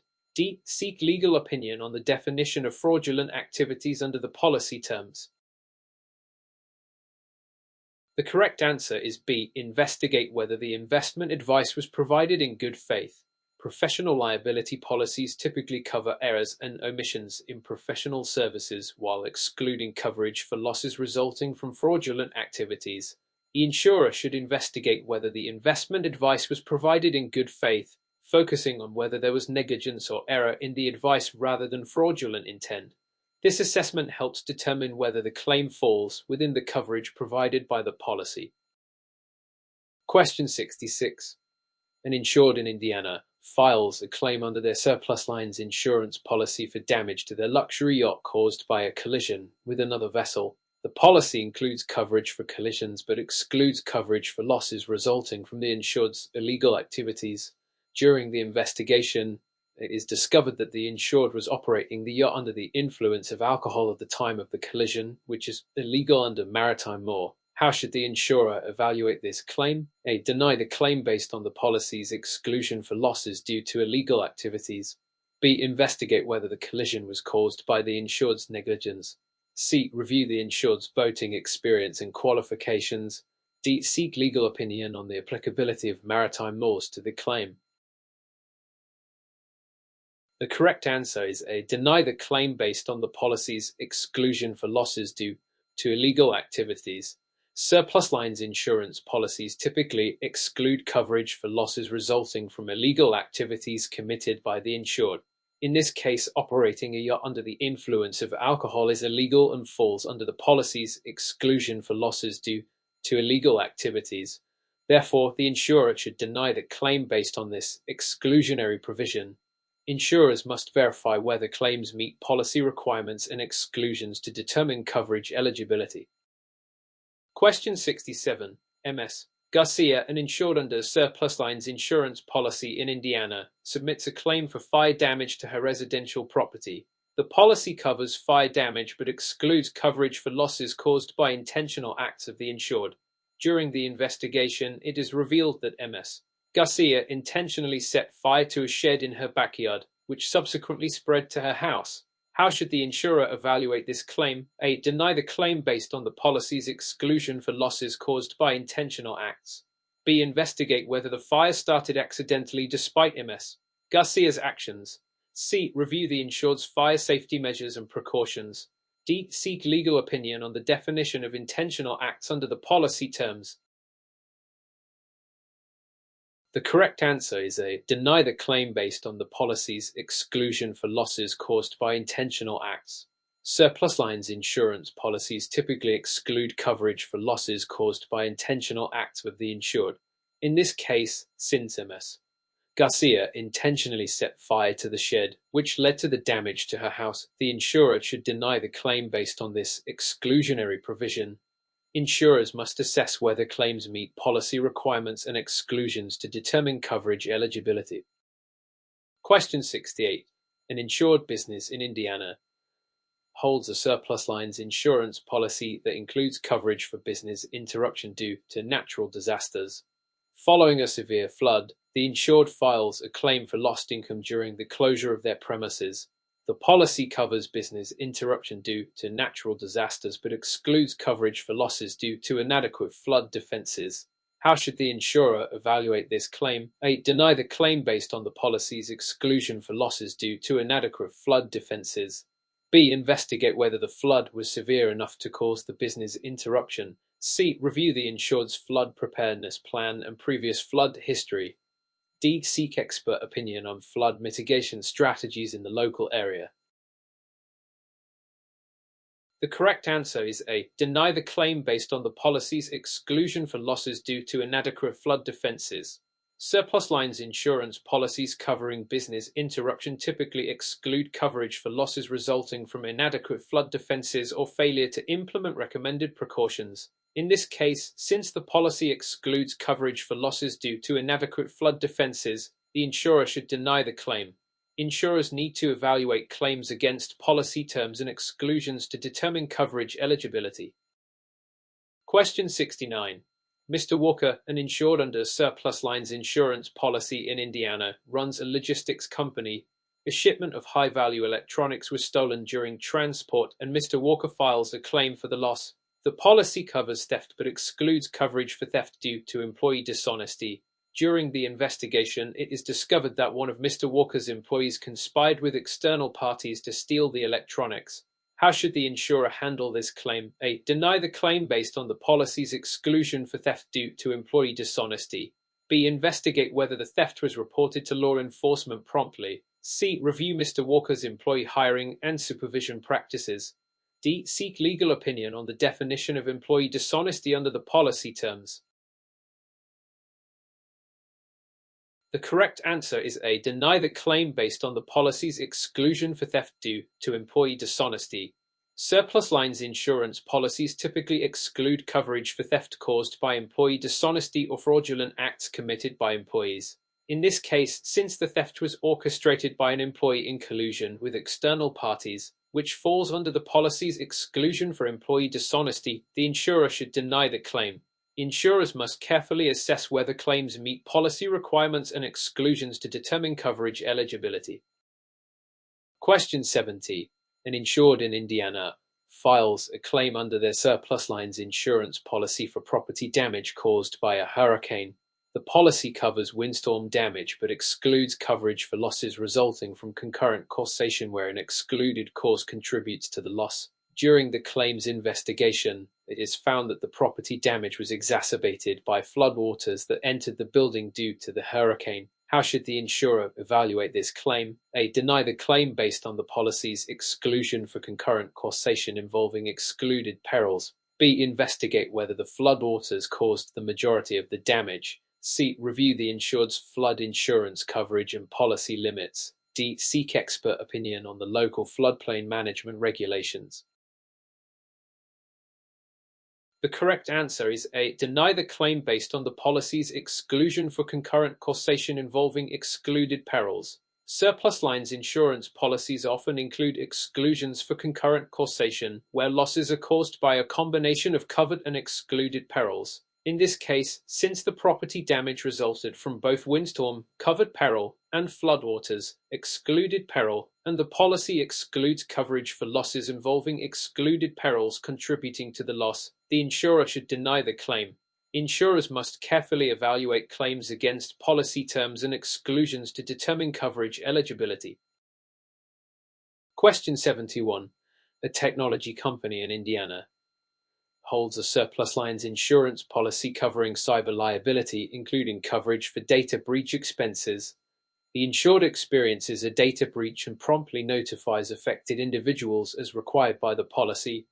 During the claims investigation, it is discovered that the insured failed to implement recommended cybersecurity measures, which is excluded under the policy. How should the insurer handle this claim? A. Deny the claim based on the policy's exclusion for failure to implement cybersecurity measures. B. Investigate whether the insured promptly notified affected individuals about the breach. C. Review the insured's cybersecurity incident response plan. D. Seek expert opinion on the adequacy of the insured's cybersecurity measures. The correct answer is A. Deny the claim based on the policy's exclusion for failure to implement cybersecurity measures. Surplus lines insurance policies covering cyber liability often exclude coverage for losses resulting from the insured's failure to implement reasonable cybersecurity measures. In this case, since the data breach occurred due to the insured's failure to implement recommended cybersecurity measures, which is excluded under the policy, the insurer should deny the claim. Insurers must assess claims against policy terms and exclusions to determine coverage eligibility. Question 72. Ms. Carter, an insured under a surplus lines insurance policy in Indiana, owns a jewelry store. She files a claim for a robbery where thieves broke into her store and stole valuable jewelry. The policy covers theft but excludes coverage for theft committed by employees. During the investigation, it is discovered that one of Ms. Carter's longtime employees orchestrated the robbery with external accomplices. How should the insurer handle this claim? A. Deny the claim based on the policy's exclusion for theft committed by employees. B. Investigate whether the store had adequate security measures in place. C. Review the insured's hiring practices and employee background checks. D. Seek legal opinion on the definition of employee theft under the policy terms. The correct answer is A. Deny the claim based on the policy's exclusion for theft committed by employees. Surplus lines insurance policies typically exclude coverage for theft committed by employees or insured individuals. In this case, since the theft was orchestrated by an employee in collusion with external accomplices, which falls under the policy's exclusion for theft committed by employees. The insurer should deny the claim. Insurers must carefully evaluate claims against policy terms and exclusions to determine coverage eligibility. Question 73. Mr. Anderson, an insured under a surplus lines insurance policy in Indiana, owns a commercial building covered against fire damage. He files a claim after fire breaks out, causing extensive damage to the building's structure. During the claims investigation, it is discovered that Mr. Anderson intentionally failed to disclose prior fire damage to the insurer during the policy application process. How should the insurer handle this claim? A. Deny the claim based on material misrepresentation by the insured. B. Investigate the extent of damage caused by the current fire incident. C. Review the insured's history of property maintenance and inspections. D. Seek expert opinion on the cause of the fire and its impact on the building. The correct answer is A. Deny the claim based on material misrepresentation by the insured. Insurers rely on accurate and complete information provided by the insured during the application process to assess risk and determine coverage. Intentionally withholding or misrepresenting material facts, such as prior fire damage, constitutes material misrepresentation. In Indiana and across the U.S., insurance contracts are based on the principle of utmost good faith, requiring both parties to act honestly and disclose all material facts. Therefore, the insurer is justified in denying the claim due to the insured's failure to disclose prior fire damage, which affects the risk assessment and coverage determination. Question 74. An insurer handling a surplus lines insurance claim in Indiana receives a claim for property damage caused by a storm surge following a hurricane. The policy explicitly covers windstorm damage but excludes losses due to flood or storm surge. During the claims evaluation, it is determined that the property damage resulted from both windstorm and storm surge. How should the insurer assess coverage for this claim? A. Determine coverage based on the predominant cause of the property damage. B. Deny the claim due to the exclusion for losses caused by storm surge. C. Review the insured's flood insurance coverage and policy limits. D. Seek legal opinion on the definition of storm surge under the policy terms. The correct answer is B. Deny the claim due to the exclusion for losses caused by storm surge. Surplus lines insurance policies often include exclusions for specific perils like flood or storm surge, while covering others such as windstorm. In this scenario, since the property damage resulted from a storm surge following a hurricane, which is explicitly excluded under the policy terms, the insurer should deny the claim. Insurers must adhere strictly to policy provisions and exclusions when determining coverage eligibility. This approach ensures consistency and compliance with insurance contract terms. Question 75. A surplus lines insurance policyholder in Indiana files a claim for loss of income due to business interruption caused by a cyber attack. The policy covers losses resulting from cyber incidents but excludes coverage for losses due to failure to maintain adequate cybersecurity measures. During the claims investigation, it is revealed that the insured neglected to update their antivirus software, contributing to the cyber attack. How should the insurer handle this claim? A. Deny the claim based on the policy's exclusion for failure to maintain adequate cybersecurity measures. B. Investigate the extent of income loss due to the cyber attack. C. Review the insured's cybersecurity incident response plan. D. Seek expert opinion on the nature of the cyber attack and its impact on business operations. The correct answer is A. Deny the claim based on the policy's exclusion for failure to maintain adequate cybersecurity measures. Surplus lines insurance policies covering cyber incidents often exclude coverage for losses resulting from the insured's failure to maintain adequate cybersecurity measures, such as updating antivirus software. In this case, since the insured neglected to update their antivirus software, contributing to the cyber attack, which falls under the policy's exclusion, the insurer should deny the claim. Insurers must carefully evaluate claims against policy terms and exclusions to determine coverage eligibility, particularly in cases involving cybersecurity-related claims. Question 76. An insured in Indiana holds a surplus lines insurance policy covering their art collection, which includes rare paintings and sculptures. The policy explicitly excludes coverage for losses resulting from gradual deterioration or wear and tear of insured items. During a routine inspection, it is discovered that several paintings have developed visible mold due to inadequate humidity control in the insured storage facility. How should the insurer handle this claim? A. Deny the claim based on the policy's exclusion for gradual deterioration. B. Investigate the cause of mold development and its impact on the paintings.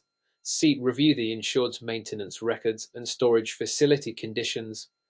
D. Seek appraisal of the painting's current market value. The correct answer is A. Deny the claim based on the policy's exclusion for gradual deterioration. Surplus lines insurance policies often exclude coverage for losses resulting from gradual deterioration or wear and tear of insured items. Mold development due to inadequate humidity control falls under the category of gradual deterioration. Therefore, the insurer should deny the claim based on the policy's exclusion for such losses. Insurers must adhere strictly to policy provisions and exclusions when assessing coverage eligibility, ensuring consistency and compliance with insurance contract terms. Question 77.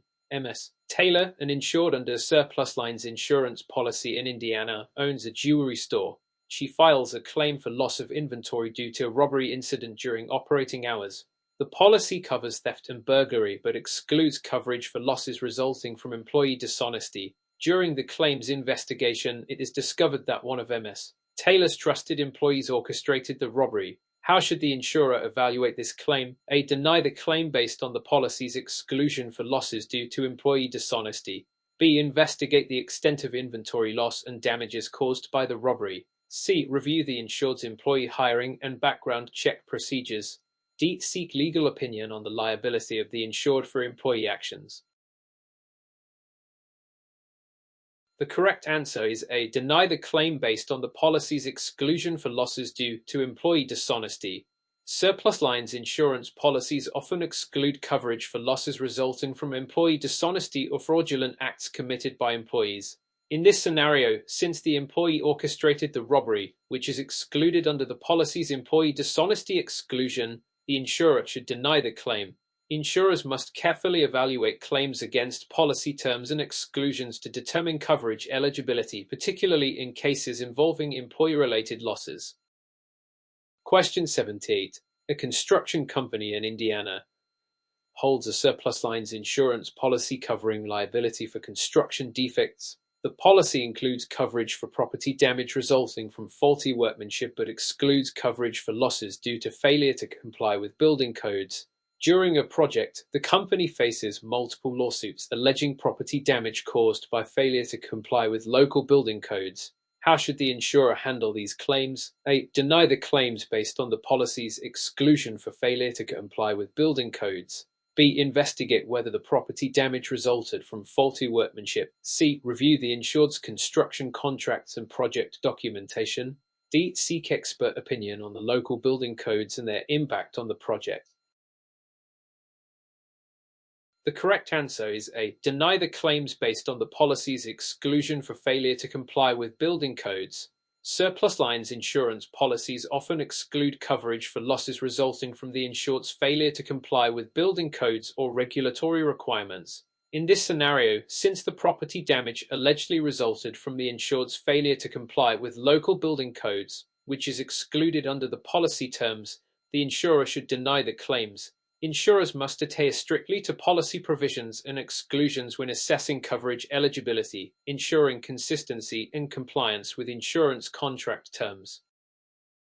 Question 79. In Indiana, during the claim settlement process for surplus lines insurance, which action by the insurer would be considered compliant with regulatory requirements? Say, settling a claim without notifying the insured's attorney. B. Offering a settlement amount lower than the policy's coverage limit. C. Releasing the insured from any future claims related to the incident. D. Documenting all settlement negotiations and agreements in writing. The correct answer is D. Documenting all settlement negotiations and agreements in writing. In Indiana, as in most states, surplus lines insurers must adhere to strict regulatory guidelines during claims settlement to ensure fairness and transparency. Documenting all settlement negotiations and agreements in writing is crucial because it helps maintain a clear record of the process and ensures that both parties have a mutual understanding of the settlement terms. This practice also helps in compliance with regulatory requirements that mandate thorough documentation to prevent disputes and legal issues. Question 80. In a complex surplus lines insurance claim in Indiana, which aspect of claims investigation is particularly critical for insurers? A. Utilizing outside experts and specialists to gather evidence.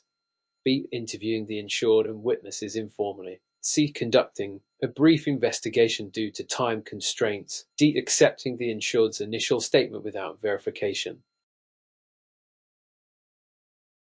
The correct answer is A. Utilizing outside experts and specialists to gather evidence. When handling complex surplus lines insurance claims in Indiana, utilizing outside experts and specialists to gather evidence is crucial. This approach helps ensure a thorough and unbiased investigation, which is essential for accurate claims evaluation and compliance with regulatory standards.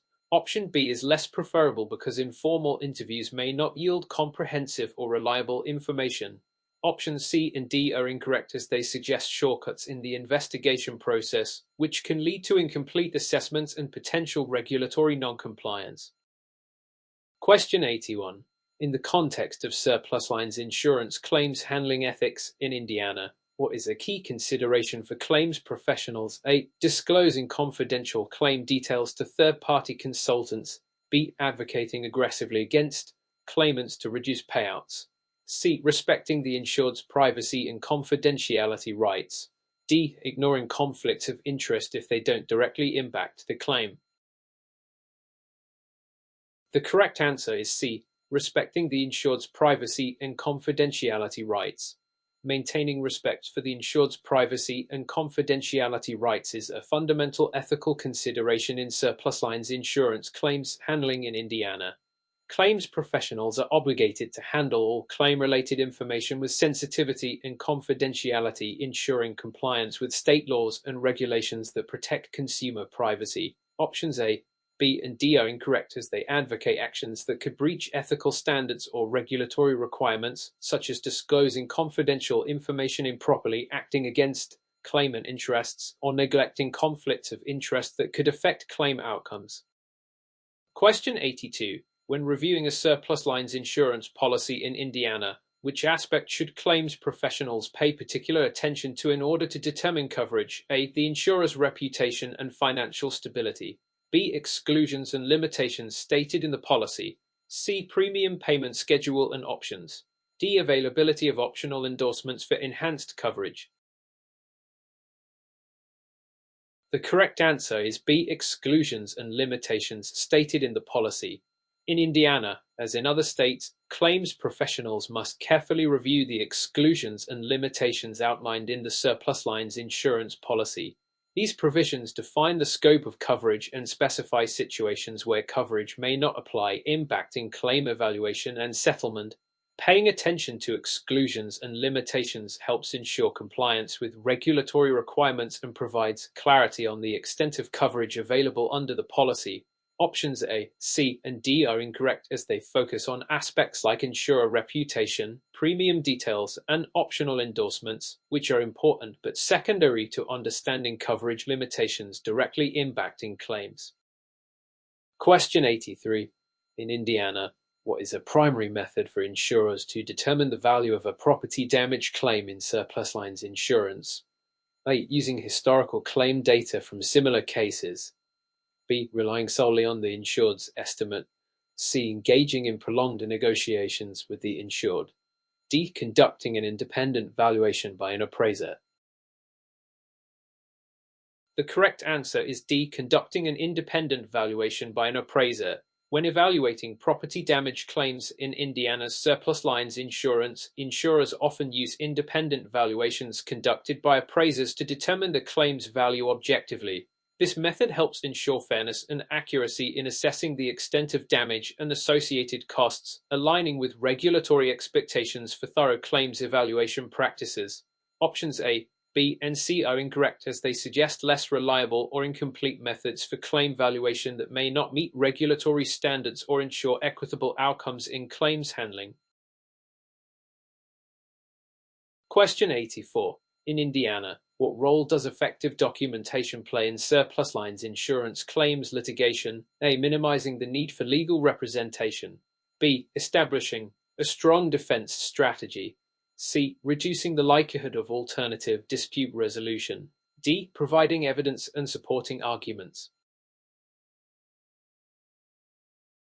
The correct answer is D. Providing evidence and supporting arguments. Effective documentation is crucial in surplus lines insurance claims litigation in Indiana because it provides essential evidence and supports arguments presented during legal proceedings.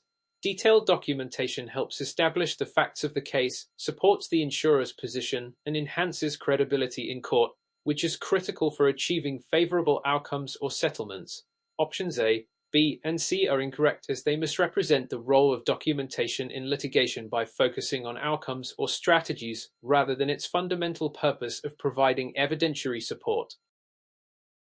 Question 85. In Indiana, what is the primary objective of the surplus lines insurance claims handling process? A. Minimizing claim payouts to reduce financial impact.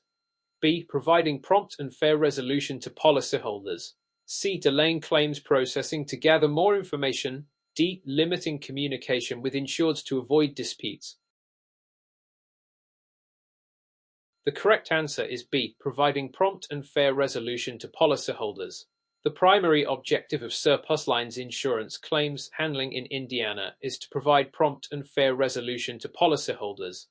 This includes efficiently processing claims while ensuring fairness in evaluating coverage and compensating insureds for covered losses. Prompt handling is essential to maintain customer satisfaction and regulatory compliance. Options A, C, and D are incorrect as they advocate actions that could potentially violate regulatory standards or compromise the insurer's ethical obligations to policyholders. Question 86. What is an important requirement for surplus lines insurers operating in Indiana regarding licensing and reporting? A. Reporting claims data annually to the federal government. B. Obtaining surplus lines broker licenses for all claims handlers. C. Adhering to state-specific filing and tax requirements. D. Renewing surplus lines insurer licenses biennially. The correct answer is C. Adhering to state-specific filing and tax requirements. In Indiana, surplus lines insurers must adhere to state-specific filing and tax requirements as part of regulatory compliance. This includes filing reports and paying taxes on surplus lines transactions within specified timelines to maintain licensure and compliance with state regulations. Option A is incorrect as federal reporting requirements typically focus on broader insurance market data rather than individual surplus lines transactions. Options B and D are incorrect as they do not accurately reflect Indiana's specific regulatory requirements related to surplus lines insurance operations. Question 87. In Indiana, what ethical consideration should claims professionals prioritize when handling surplus lines insurance claims? A. Maximizing insurer profits through claim denials. B. Respecting the insured's right to choose legal representation. C. Delaying claim settlements to negotiate lower payouts. D. Offering settlements without disclosure of coverage limits. The correct answer is B. Respecting the insured's right to choose legal representation. In Indiana, claims professionals should prioritize respecting the insured's right to choose legal representation as an ethical consideration in surplus lines insurance claims handling. This ensures fairness and transparency in the claims process, allowing insureds to receive independent legal advice and representation when necessary. Options A, C, and D are incorrect as they suggest actions that could compromise ethical standards, such as prioritizing insurer profits over fair treatment of insureds, delaying settlements unreasonably, or withholding critical information from insureds during settlement negotiations. Question 88. In Indiana, what is the role of interviewing insureds, witnesses, and other parties involved in surplus lines insurance claims? A. To delay the claims process for thorough investigation. B. To establish a timeline of events and gather facts. C. To minimize communication with involved parties. D. To exclude third-party statements from evidence. The correct answer is B. To establish a timeline of events and gather facts. In Indiana, interviewing insureds, witnesses, and other relevant parties in surplus lines insurance claims is essential to establish a timeline of events, gather facts, and understand the circumstances surrounding the claim. This process helps insurers assess liability, determine coverage, and gather evidence to support claim decisions. Option is incorrect, as delaying the claims process without justification could violate regulatory expectations for timely claims handling. Options C and D are incorrect, as they advocate actions that could hinder effective claims investigation and conflict with the insurer's obligation to gather comprehensive information. Question 89. When negotiating a settlement agreement in Indiana for surplus lines insurance claims, what should claims professionals prioritize to ensure compliance? A. Limiting communication with the insured to avoid disputes. B. Ensuring the settlement amount is below the policy's coverage limit. C. Documenting all settlement negotiations and agreements in writing. D. Releasing the insured from future claims without written consent. The correct answer is C. Documenting all settlement negotiations and agreements in writing. In Indiana, claims professionals handling surplus lines insurance claims must prioritize documenting all settlement negotiations and agreements in writing to ensure compliance with regulatory requirements and maintain transparency. This practice helps prevent misunderstandings, disputes, and legal issues by providing a clear record of the settlement terms agreed upon by both parties. Options A, B, and D are incorrect, as they suggest actions that could potentially violate regulatory standards or ethical obligations, such as limiting communication, settling below coverage limits, or releasing claims without proper documentation. Question 90. What distinguishes surplus lines insurance from standard admitted insurance in Indiana? A. Lower premiums and higher coverage limits. B. State regulation and oversight. C. Non-admission to state insurance guarantee funds. D. Exemption from premium tax obligations. The correct answer is C. Non-admission to state insurance guarantee funds. In Indiana, surplus lines insurance differs from standard admitted insurance primarily because it is not admitted to the state's insurance guarantee funds. This means that policyholders are not protected by these funds in the event of an insurer's insolvency, highlighting the importance of assessing insurer financial stability and reputation in surplus lines transactions. Options A, B, and D are incorrect, as they do not accurately distinguish surplus lines insurance from admitted insurance based on Indiana's regulatory framework, which emphasizes the non-admission to guarantee funds as a key distinction.